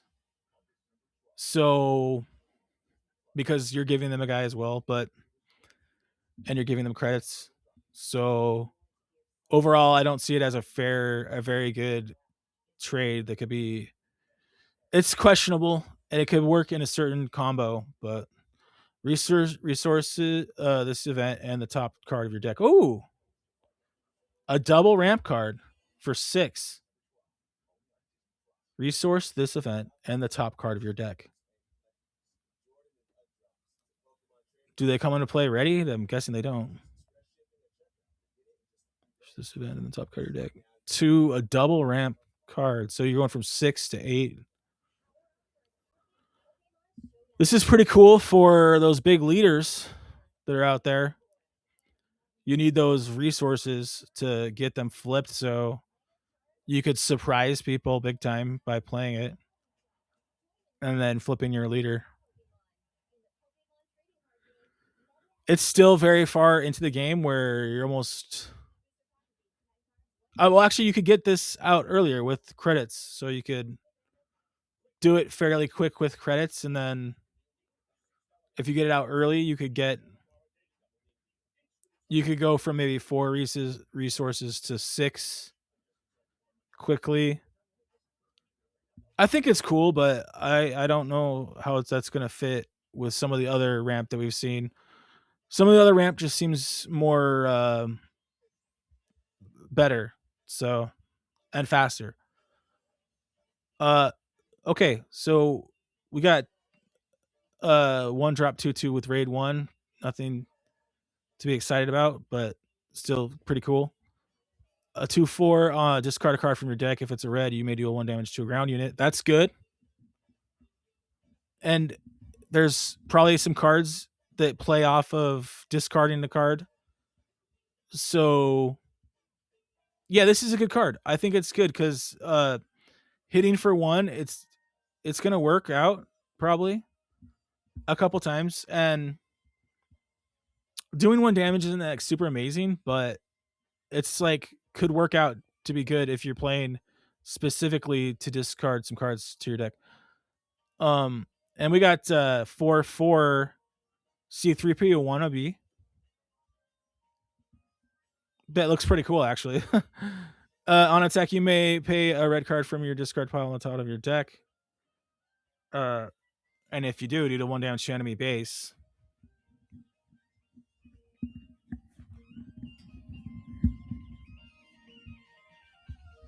Uh, this is kind of. I'm not thinking of these kind of combo together. It's like the bad version of R2 and C3 Real, which is kind of funny. But a 4-4 for 3 is really cool. That's really good. And you're most likely going to get that to shoot off quite a bit, and it's going to hurt them more. But I mean, 1 damage to the base not super like necessary sometimes. Just take a. There's probably better plays at 3 than this, but it seems okay. Okay, this card's coming back. Oh, cool. We got Sibylba's Pod Racer. That's pretty cool. 3/3. When you discard a card from your deck, you may ready this unit. This uses ability only once each round. All right. So combos right here. That's a pretty decent combo, actually. You put this out and then swing and then attack for 3. This was gonna die fast. So you know what might be kind of cool is actually getting a pilot on this because it is a vehicle. Uh, that might be kind of cool actually. Maybe throw a Vader on here. Um, that actually might work. Actually, that might work good. Actually, let's see. You got 6, 8, 5 overwhelm. The 8 for 6 is really good. No real big ability here, but like this could really be a brutal um hit. At 6 though, their stuff is getting really big at 6. So you got to be careful. What is does he have like a oh he's got it's a it looked like a lightsaber. It's actually a blaster. Okay. Cool, we got some big red ships here. And we got a 9/7 when played on attack. Choose an arena. You may deal 3 damage to each unit in that arena. That's good. The high cost is going to be easy to get around to get this out early.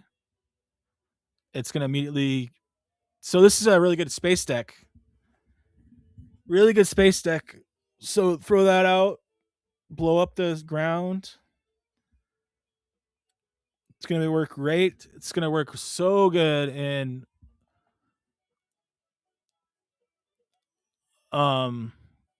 gosh, what's his name? Commander Piet. This gonna work wonders in Piet.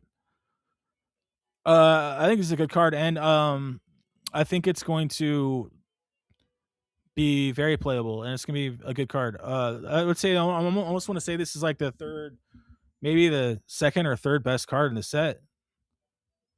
Um, I think it's very good. This card costs 1 less to play for each discarded card from your hand. This phase, okay, so it works with Darth Vader. To 4 damage to each enemy ground unit.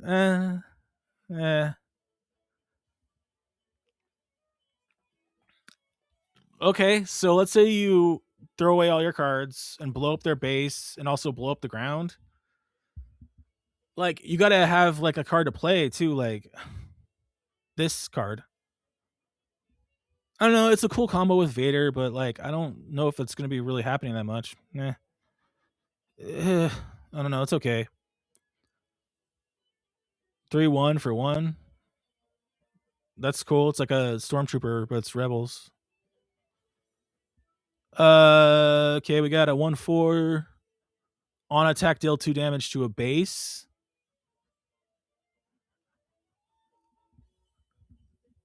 That's okay. On attack, another friendly unit gains raid 2. Pretty decent. Could work for buffing air units too, space units. When played, deal 1 damage to each of up to 2 space units. I feel like there's other cards that do the same thing for the same cost that are kind of better. So 3/7. I like the 7 on a deal 2 damage to enemy ground unit. I like that. And 2 damage to base. Swinging at the ground from the space is really cool, and this is gonna stick for a while.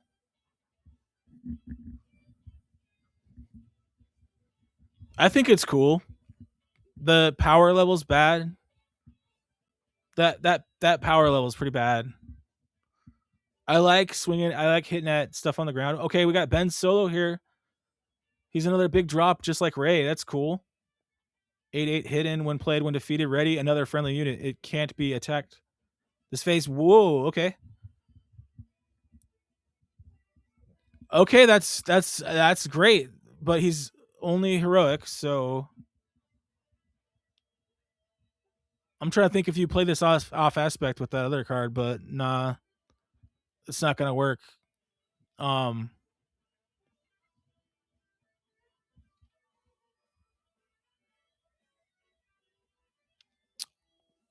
but it's pretty cool. But I don't know, like we've already seen some other cards that do this that can ready a guy when, especially like a force unit. I think it's cool, but like I don't know, it's pricey, but like we're gonna get some big drops. We're gonna be able to drop some big stuff in this set. And it's cool. I like it, but like, yeah, I think it's gonna be a. It's gonna be okay. We're gonna see how it fits in. I don't know how it's gonna fit, but I think it will fit in. On attack, you may give another unit +3. Okay, it's just a upgrade buff, pretty much. When played, deal 1 damage to each of up to 3 different ground units. So I like the pinging. I think that's cool, and a +3/+1 is great. Um, this is gonna be it's a cool upgrade. I think it's a decent upgrade, and we're losing a lot of good upgrades with the rotation. So, this kind of upgrade is pretty good. 2/1 for 1 is just, whatever. It's a common. 2/1, deal 2 damage to a base. It's okay. There's a number of these now though that could actually pile up on their base, which is kind of cool, but nothing crazy. This could work in Thrawn. You do it twice. So, it's kind of cool. Nothing amazing, but that is actually pretty good for Thrawn. 2/2 raid 2. Okay, it's just like I got dude. Pretty good. 4/3 when played on attack, you may defeat a credit token. If you do deal 1 damage to unit or base, that's cool. That hurts. That really hurts somebody, man. Especially when they're ramping. You get to destroy their unit, their credit token. And you could do it on attack, so he gets to do it over and over and over. Yeah, this guy's kind of pivotal to shut down some of those ramping strategies. So you can shut down some of those ramping strategies and sit there and ping their guys. He's going to be enemy number 1. They're going to take him out immediately, but you might get a couple of those off, especially with one played. That's pretty cool. 4/3 on attack, discard a card from your deck. Okay, it's some kind of discard stuff. 3/3 when played, you may pay 1 if you do. An opponent discards a card from their hand. Um, discarding a card from their hand is brutal. For 4, any Saboteur, which is going to take out those shielded units in the set. This is pretty brutal, especially if you're combining it with that other guy who's that other stupid little droid discarding hand. Attacking someone's hand can actually be pretty nasty. This guy's pretty cheap for that. I think this guy is better than everyone's thinking. This thing's better than everyone's thinking. You appeal a card from their hand, and he's got a 3/3, and he has Saboteur to take out shielded guys. People are probably underestimating this. 4/5 on attack, discard 3 cards from your deck. If you return an Underworld card, discard this way to your hand.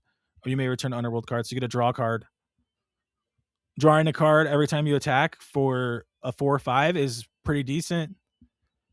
I think we had this card before. When played when defeated, you may defeat an upgrade attached to a space unit. There's not that many upgrades attached to space units except for pilots.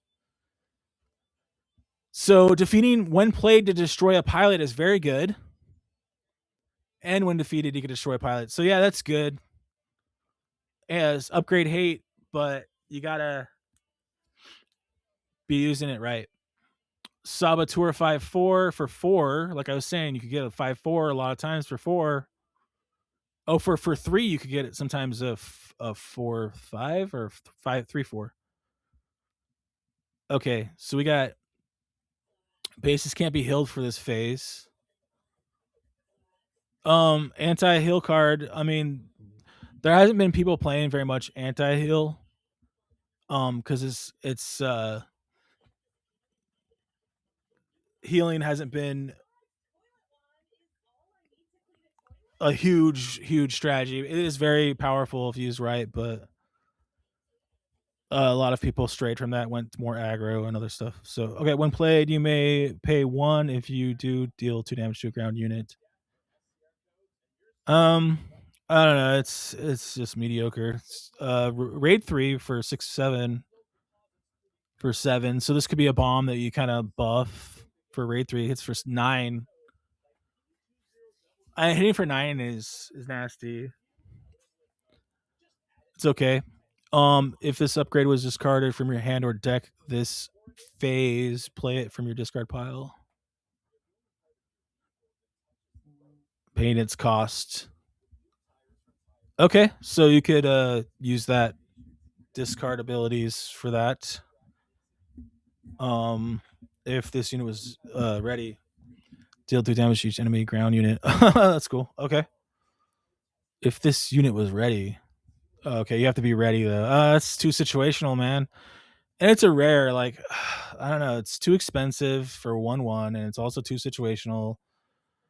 I don't know. It's good to throw on your guy, I guess. Oh, you could throw it onto a sentinel, I guess. I mean, yeah, you throw it onto a sentinel, but then you don't get to attack. It's I don't know.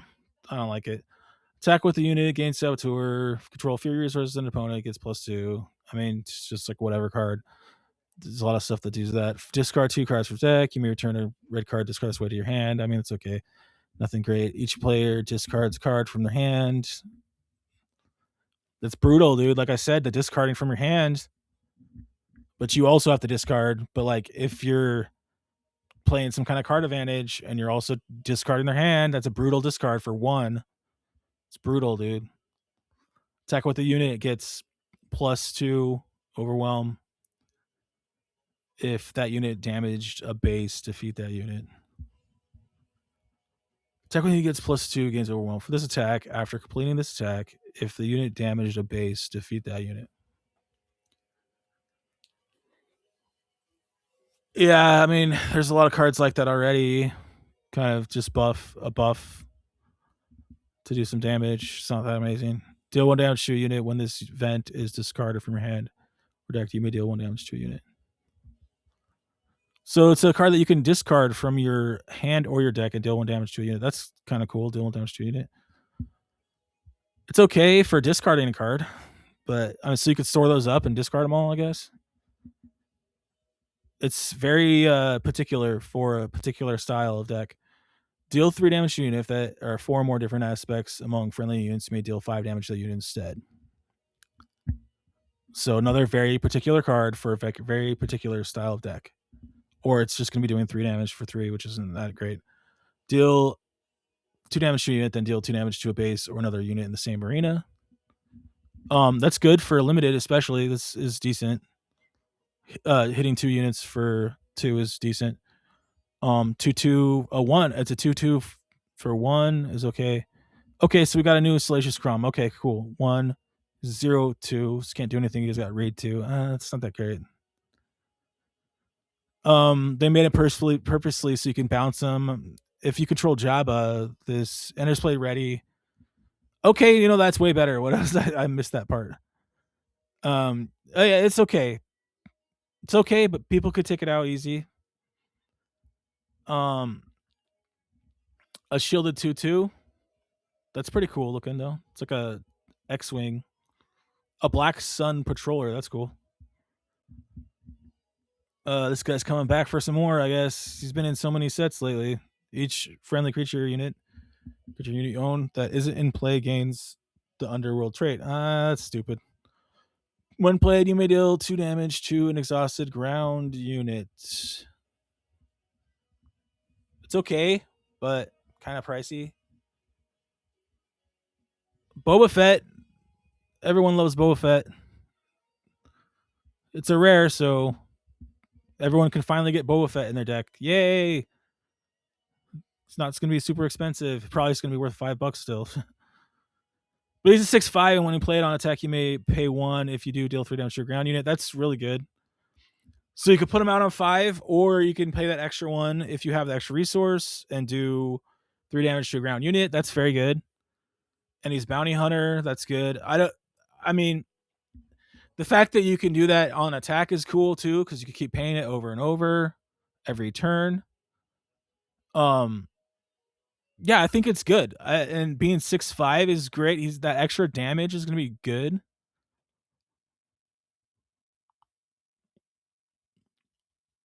I don't know. Like, I think that it's going to get. I think he's good. Overall, pretty good, pretty solid unit. Nothing like out of this world, but pretty solid. When an attack ends, if this unit survive, reveal the top card of your deck, then choose a player. That player, they may play the revealed card for free. If they do, a different player creates credit tokens equal to that card's cost. And that's cool, but like I don't think that they're gonna play the card.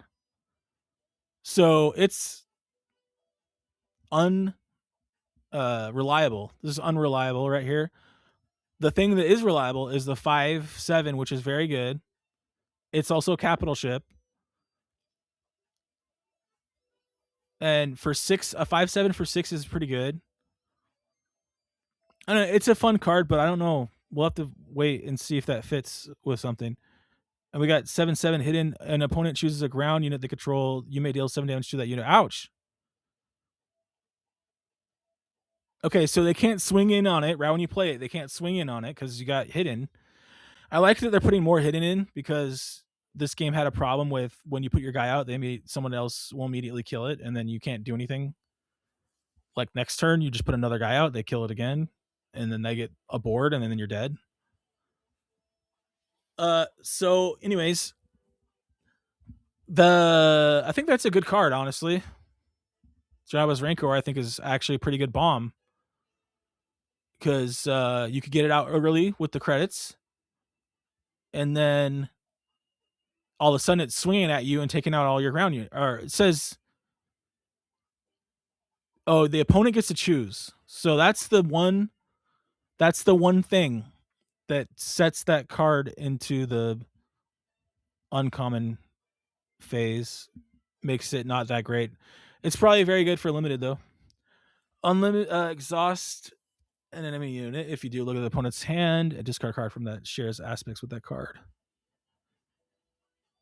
Discard a card, so it's discarding a card for 3. That's brutal. Discarding cards. There's a lot of discarding cards in the set. There could be some brutal stuff. Controlling the hand. They even have the little droid right here. It's brutal little droid that can keep doing that over and over. So, and that guy also exhausts the guy, I think, right? Doesn't he exhaust the guy, or it makes them exhaust the guy, and if it's 3 or less, they discard a card. That's, dude. There's got to be something with that. It's could be some good combos, but could get brutal.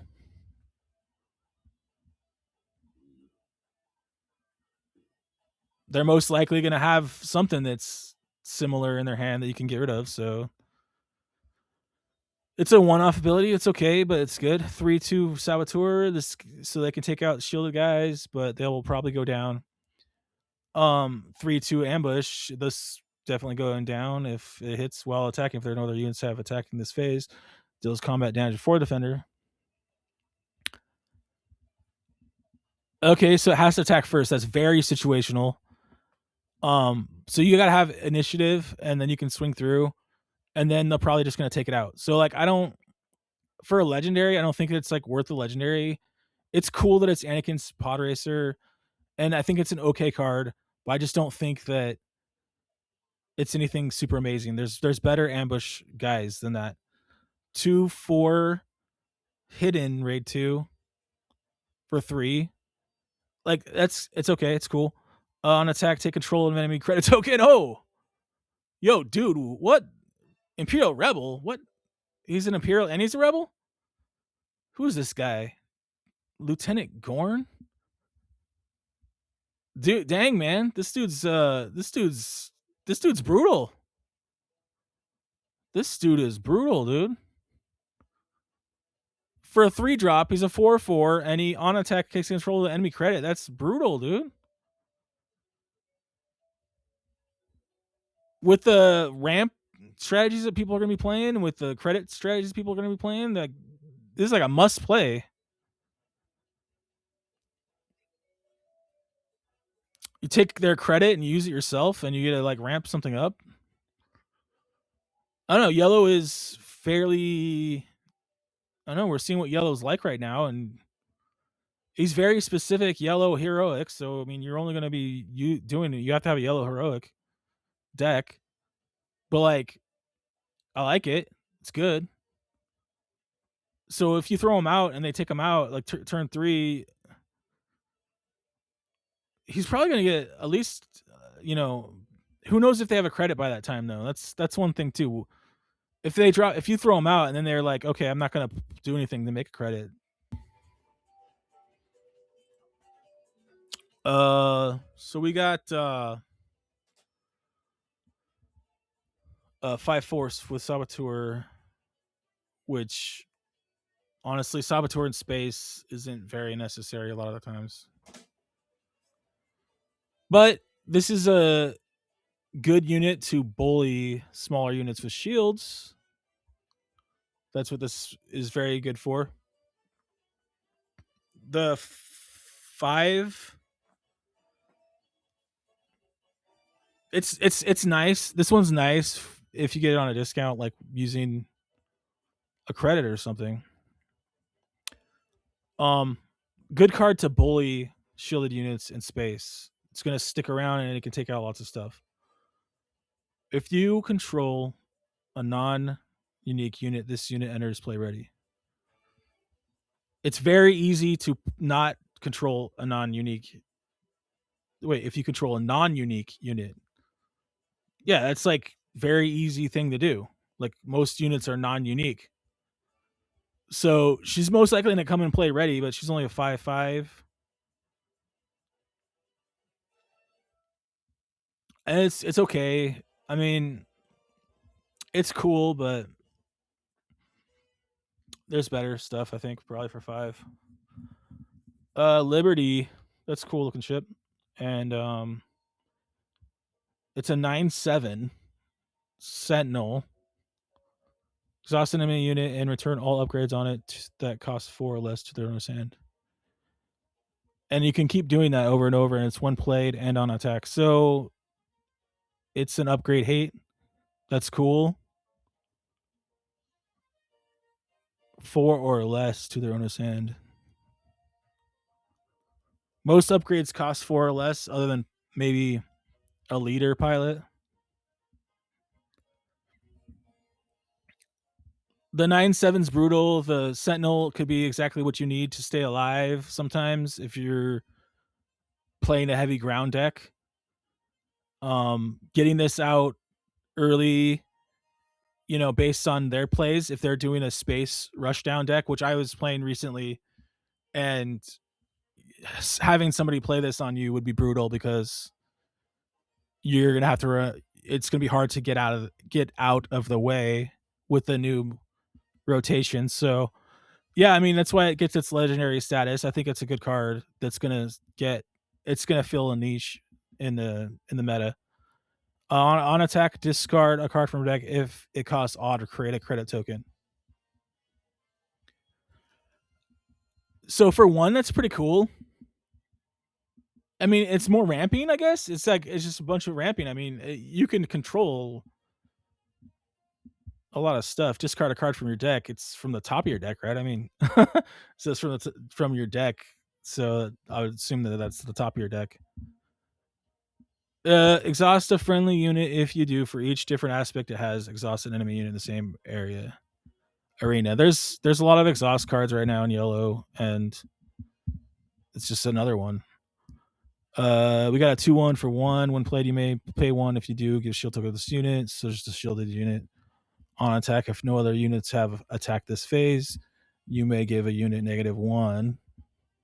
It's cool. It's the pod racer thing.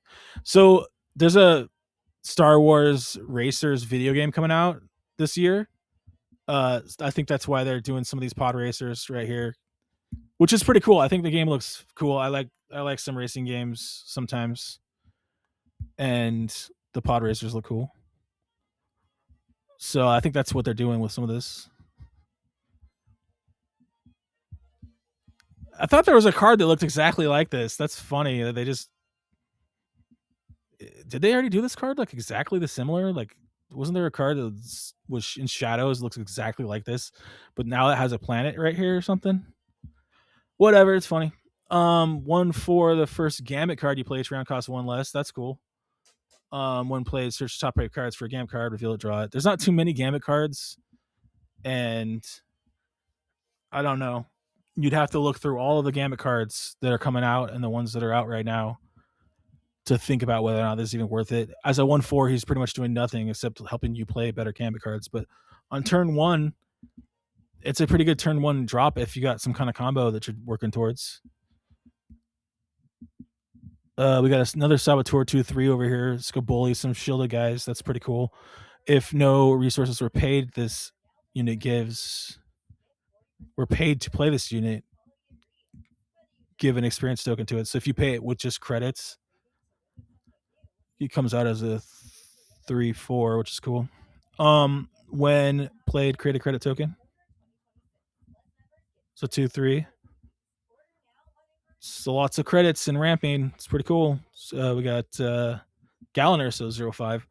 You may have an opponent take control of this unit. Enemy units gain raid 1 in Saboteur. What is this card?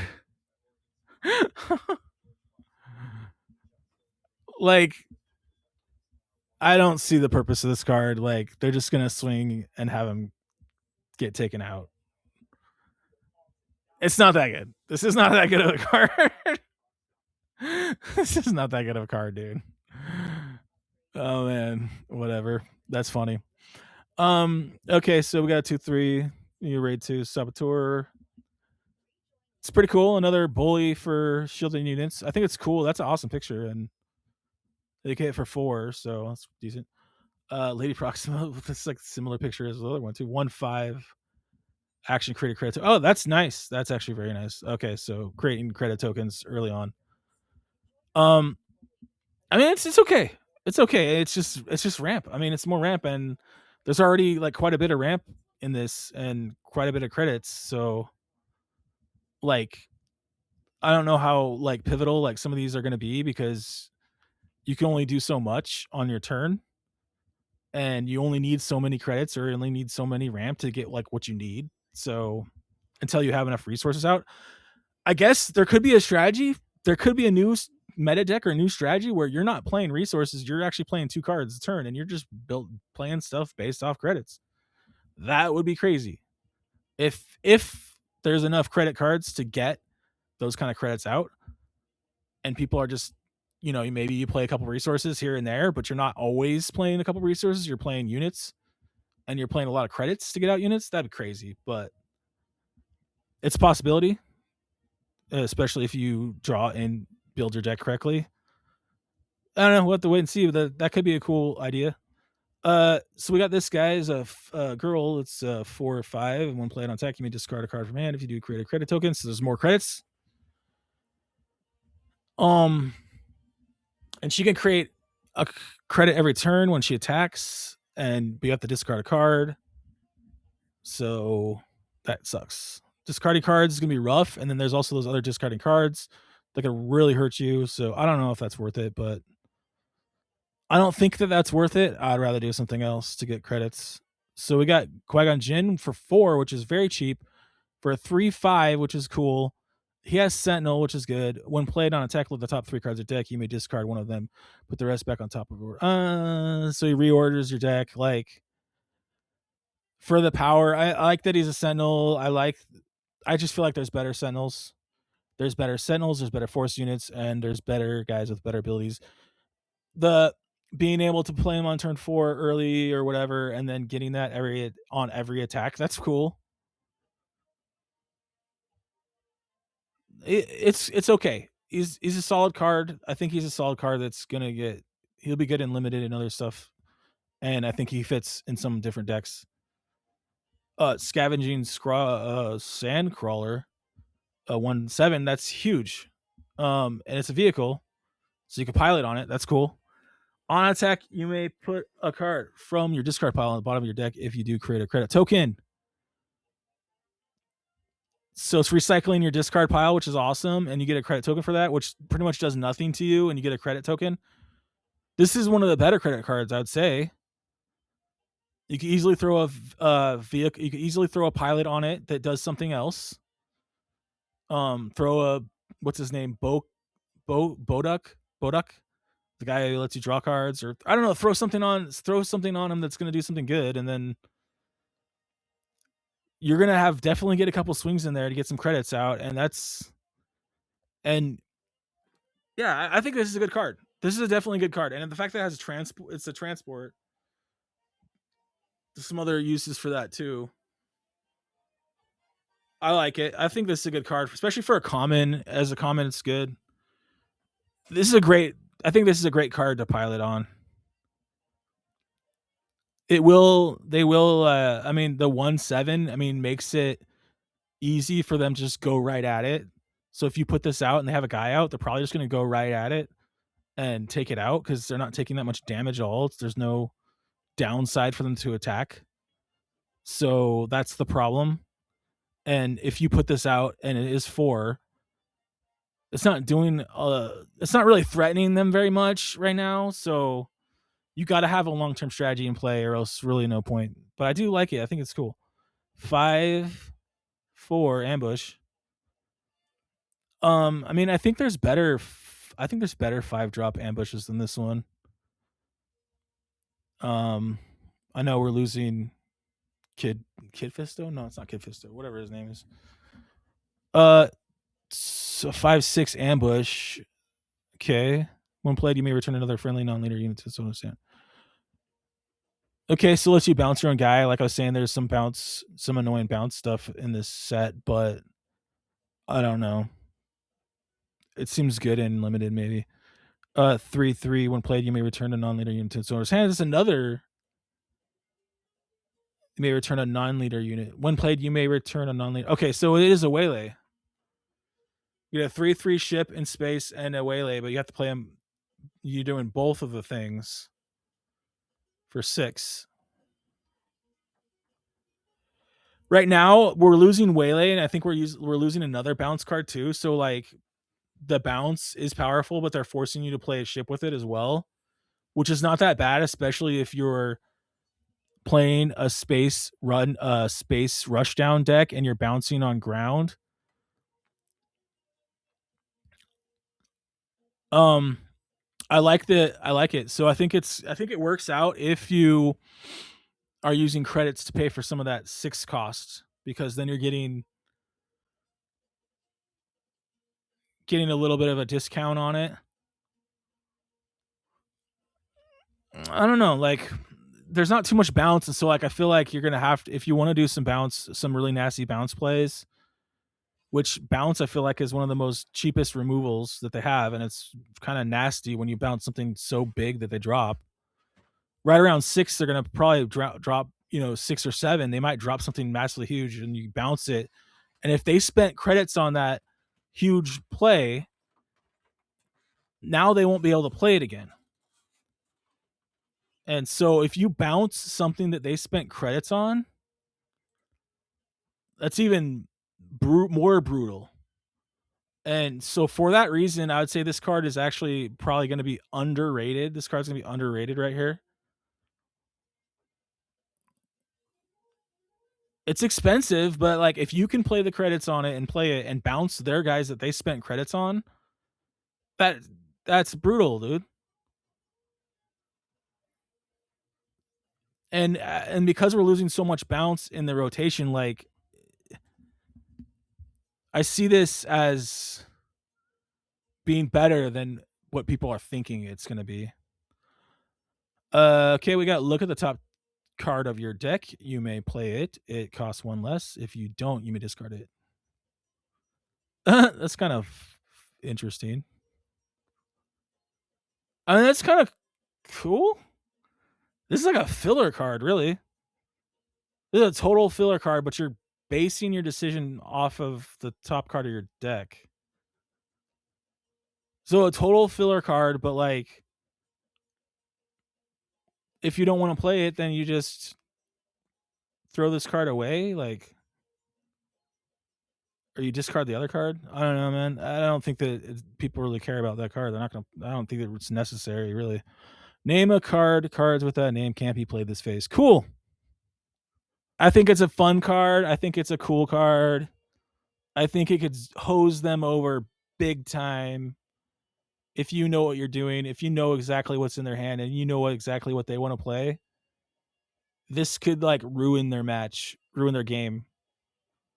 It's probably not that good. Like when you know when you think about it, because they could just do something else. But it's kind of brutal. And also, if you're discarding cards from their hand and they don't have that many cards in their hand, and then you stop a card from being played, this is a high level card. This is a high level card. You have to know what you're doing to play it, and it could be absolutely brutal in the right hands, but also might not see play at all because people just don't think it's as reliable. It probably isn't as reliable as you think, but I think it's cool. And then we got one create a credit token, which is just straight up ramp for one. I don't know, like I'd rather would play a guy who I'd rather play out something that's going to get me credits every turn, or that's going to possibly make it help me get towards getting credits on more reliable, quicker, not quicker, sorry, more over time. Play an item upgrade from your discard pile. It costs 3 less at the start of the next group phase. Oh, defeat it. That's stupid. Man, maybe there's gonna be some cool items. Like I don't know, you have to look through all the items, but there could be some cool items that maybe create some credits or something, and then you could just do that one over and over, and then this card becomes really good, like creating credits and stuff. But like I don't know, I need to look through those. Return a non-leader unit that costs 3 or less to its owner's hand. So we got another bounce card, but it's only 3 or less, making this card not really playable, honestly. Like, who cares? This is very good. This is perfect for ramping. Keep them off the board and ramp and then play something big. So this is a great card. 5, play 3 credit tokens. That's a little expensive for that. I'd want to play um like a unit that creates a credit or something else. But I don't know, man. This might fit into some plays, but I don't know about that. We got 1/3. Give an experience token to another friendly underworld. Um, just kind of a basic unit right there. Nothing big. Uh, 3/4 saboteur, which, as I said before, is perfect for taking out the shielded units. Um, so although I could see if you play this on turn 3, they're probably going to swing into it. Knock off their shield anyways and do damage, which is not good. 5/5 for 5 sentinel. Kind of pricey for that kind of sentinel with no ability or anything. We got Fet's fire spray, another one for 4/6 ambush. That's good. If the defending unit was defeated, create a token. Oh, that's really good. But it's kind of late game, a little bit later than you want. But Attacking advantageously into a space unit, take out the space unit, get the credit, have your unit stick on board as a threat is good. It's okay, not super amazing, but it's okay. Okay, we got a reprint right here of Alliance X-Wing 2-3, so that's back into the game because it was going to rotate. Um, a 3-3 Sentinel for 3, which is exactly like the cell block guards, but now it's on the heroic side. That's kind of cool. I like that they rotated it through, but cell block guards rotating through, I think, and now this one's coming out. That's cool. Um, a 4-5 ambush. So this is so for 5. This is pretty good actually. This is better than I think. Due to the fact that you can ambush through. And it also is a vehicle on the ground for a pilot. It's okay. It's okay. It's kind of expensive for 5. Yeah. Okay, we got Spectre units. Use any number of when played abilities on friendly Spectre units. So this is just for Spectre units. Interesting. I guess interesting it's a rare because not everyone really cares about this, but crazy. Use any number of when played abilities on friendly Spectre units. Okay. Yeah, it might work good for the Spectre deck, but you'd have to go through to see if it works. Um okay, we got a 2-1. You may pay 1 if you do give an experience token to another unit. Whatever. On attack, you may pay 2 if you do create a credit token. Okay, yeah, so this is the kind of thing I'm saying would be good because you can swing every turn. You can play this turn 1. It is expensive though. It's paying 2 to get 1 credit. It might work, and you'd have to try it out. I don't know if it's gonna work as good as other ones. I think there's better ones. A 2-3 overwhelm. Yeah, who cares? 4-4 hidden. Yeah, whatever. Nothing great. This guy's coming back. When played, you may give an underworld card from discard pile to your hand. Essentially drawing a card for 5. It's not that great. 4-6 when played, create a credit token. Here we go.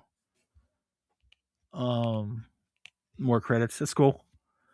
And then we have cool. Okay, so we got a gray straight up. Anyone can play this as a sentinel in space. So that's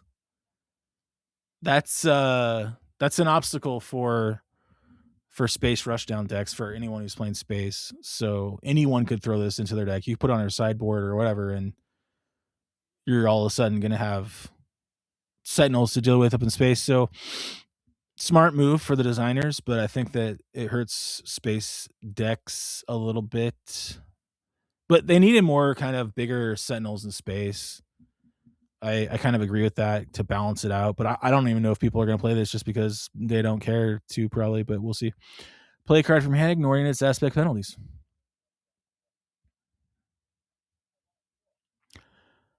Okay, so they really do want you to be more creative now in this game. They want people to like this is a great card too for just any kind of creativity. Like you get to ignore aspect penalties. So like if you have 3 aspects that aren't yours, you pay 1 and you're avoiding paying 6 more. So you only pay 1. You have to spend a card in your hand.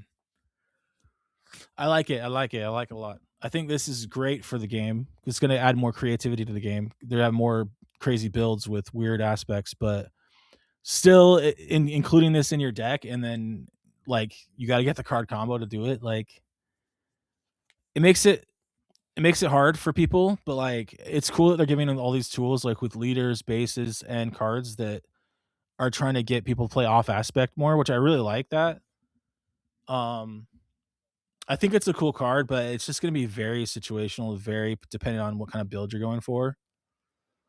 So I thought I would jump over to TCG Player. Let me see.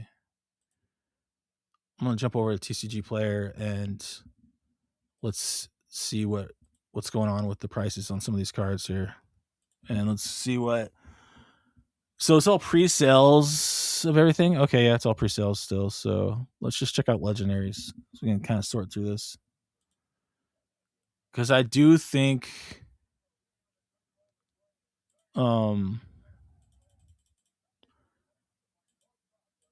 I do think that looking at some of these legendaries here, yeah, I think this legendary is amazing. Mandalorian's great. Max Rebo, I think is pretty good, but like I don't know if it's gonna get the value that that you really want to get because 2 is not that much. They're gonna run into him real fast. I mean, getting the extra regroup phase cool, but it only does very particular things in very particular circumstances. So I just don't see it as being as playable as people think it might be right now because I just don't like the regroup phase is not like, as I mean it's I don't know it's just weird. I don't think it's not gonna be as good as everyone's thinking. I think if they are thinking that, but Stranger is okay. The ambush grid I think is cool. Um,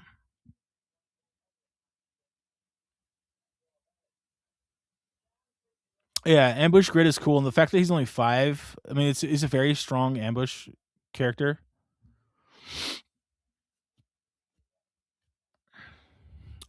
You could also just run him into something small too, and just do enough so that he's like a powerhouse unit at 5, but it's pretty good. I think that Hondo is kind of dumb. It's okay. It's like adding a card to your hand. I guess now you have a one on top of your deck. It's okay. It's nothing amazing though. I think Chewbacca is a really good, you know, bully to early units. But if you're playing Chewbacca and they're playing a space raid down deck, like he's gonna sit there and do nothing. And so for that reason, he's very weak when it comes to a legendary pull. Intimidator, I think, is really good, and I think Intimidator is going to close out a lot of games, and there's going to be a lot of ramp strategies to getting to the Intimidator. And for that reason, it might be one of the higher value rares in the set, or at least mid value. And I do think that we have a lot of big ships right now, but like this is a very cool one, and it's in the set, and so people are going to want it. Anakin, I don't know. I'm underwhelmed with Anakin. People are saying it's really cool, but I don't know, it's okay, but it's situational, too situational. Kylo Ren, I think is going to be a bomb to drop on the table, hurt your opponents. It's going to be good. Luke, same thing. Luke is absolutely nasty. I think Luke might be the highest value rare in the set just because he's Luke, but also he's good. I want to say I think the highest value rare in the set's going to be Maul. It's going to be Maul and Luke. I think Maul and Luke are going to be some of the higher value rares in the set. I think Rey's going to fall behind a little bit, even though is a very good card, and I think they're underestimating Rey. I think Tear This Ship Apart is going to be a cheap legendary, very low. Nobody cares about that. It's a joke, but it's cool. I think it's cool, and I would definitely play it just for fun. Um, Liberty is a solid card. This I don't know. I don't know what to think about that. It's like a droid revolution or something. It's weird. Oh, Lawbringer will be a card that maybe yeah, Lawbringer will definitely be a card that gets some play. And oh yeah, Cad Bane. Cad Bane is a powerhouse, really, if you look at it. Cad Bane is very power. Um he's shielded, he's overwhelmed, he can power up every turn. He can feel the bounty hunting with Boba. And then you got Obi-Wan. I think his ability is very unlikely that you're going to get it, but like a 7/7 shield sentinel is not too bad. Not too shabby. So Maz Kanata, who cares? Switch your top 5 cards, cost 4 less, enters play ready, then it leaves. She'll get eliminated quickly. Persecutor is great. So once again, big ships are great for closing out games. The wipe card, board wipe, I think is cool, but it's very specific on what you're gonna have to be playing in that deck. to even want to use that. Obviously control, but, um, I think it's cool. What there's another wipe card too that I guess it's not a legendary, it's probably a rare, which is kinda crazy actually. Yeah, so my guess and my thinking is that Maul is gonna be an expensive legendary and is gonna be one of the I think Maul might be the best card in the set. Um, and Luke. Luke will get play, and he was also gonna be a high value legendary. Intimidator is honestly because of the cost of Intimidator, it's probably not gonna be that high value from what I'm looking at now. What's probably more high value is the Persecutor, this one. Persecutor is probably get more play than Intimidator. But you could do Piet and you could hit it, knock it down twice, use credits. You might be able to get this thing out like fast. And it's absolutely brutal, you know. But I think Mandalorian is pretty slick. The Stranger is interesting, but only very specific style deck's gonna use it. Mandalorian can go in a little bit more, and the fact that you get a draw card is cool. I think Mandalorian's very slick. Fits actually Mandalorian fits really nicely into the Yoda deck. Oh, Yoda's gone now though, but I mean Yoda Red. Whatever comes of Yoda Red, probably have the Mandalorian in it. Um, Chewbacca, I don't see him getting that much attention, honestly, and I don't. Same with Anakin. I don't think people are gonna care about that. Same with Hondo. Stupid. Solos. Ben Solo's gonna get a little bit of people will look at it a little bit. Same with Ray. And Liberty is a solid card. That's yeah. So I gotta say, I think Maul is number one, and Luke is number two. Persecutor is number three, and number four is Cad Bane. I think Cad Bane might be number three. Cad Bane's probably three or four. I'm not sure, but he's in the top five. Number five is gonna be the wipe card. Um, the Cad Bane's very specific. You have to be blue, green, and villainous. So it's like very specific situations. You're only gonna be able to play him, but like it's very good for those deck for like a Boba Fett deck. This Obi-Wan could get replaced by the I mean, Obi-Wan, I mean, he's a legendary right here and stuff, and it's okay, but you might as well use the what's his name? Captain Rex from the last set. It's almost the same.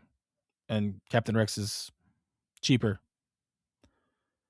Lawbringer is really good, but um I mean Lawbringer is good. Lawbringer is good, but it's blue and dark side, so yeah.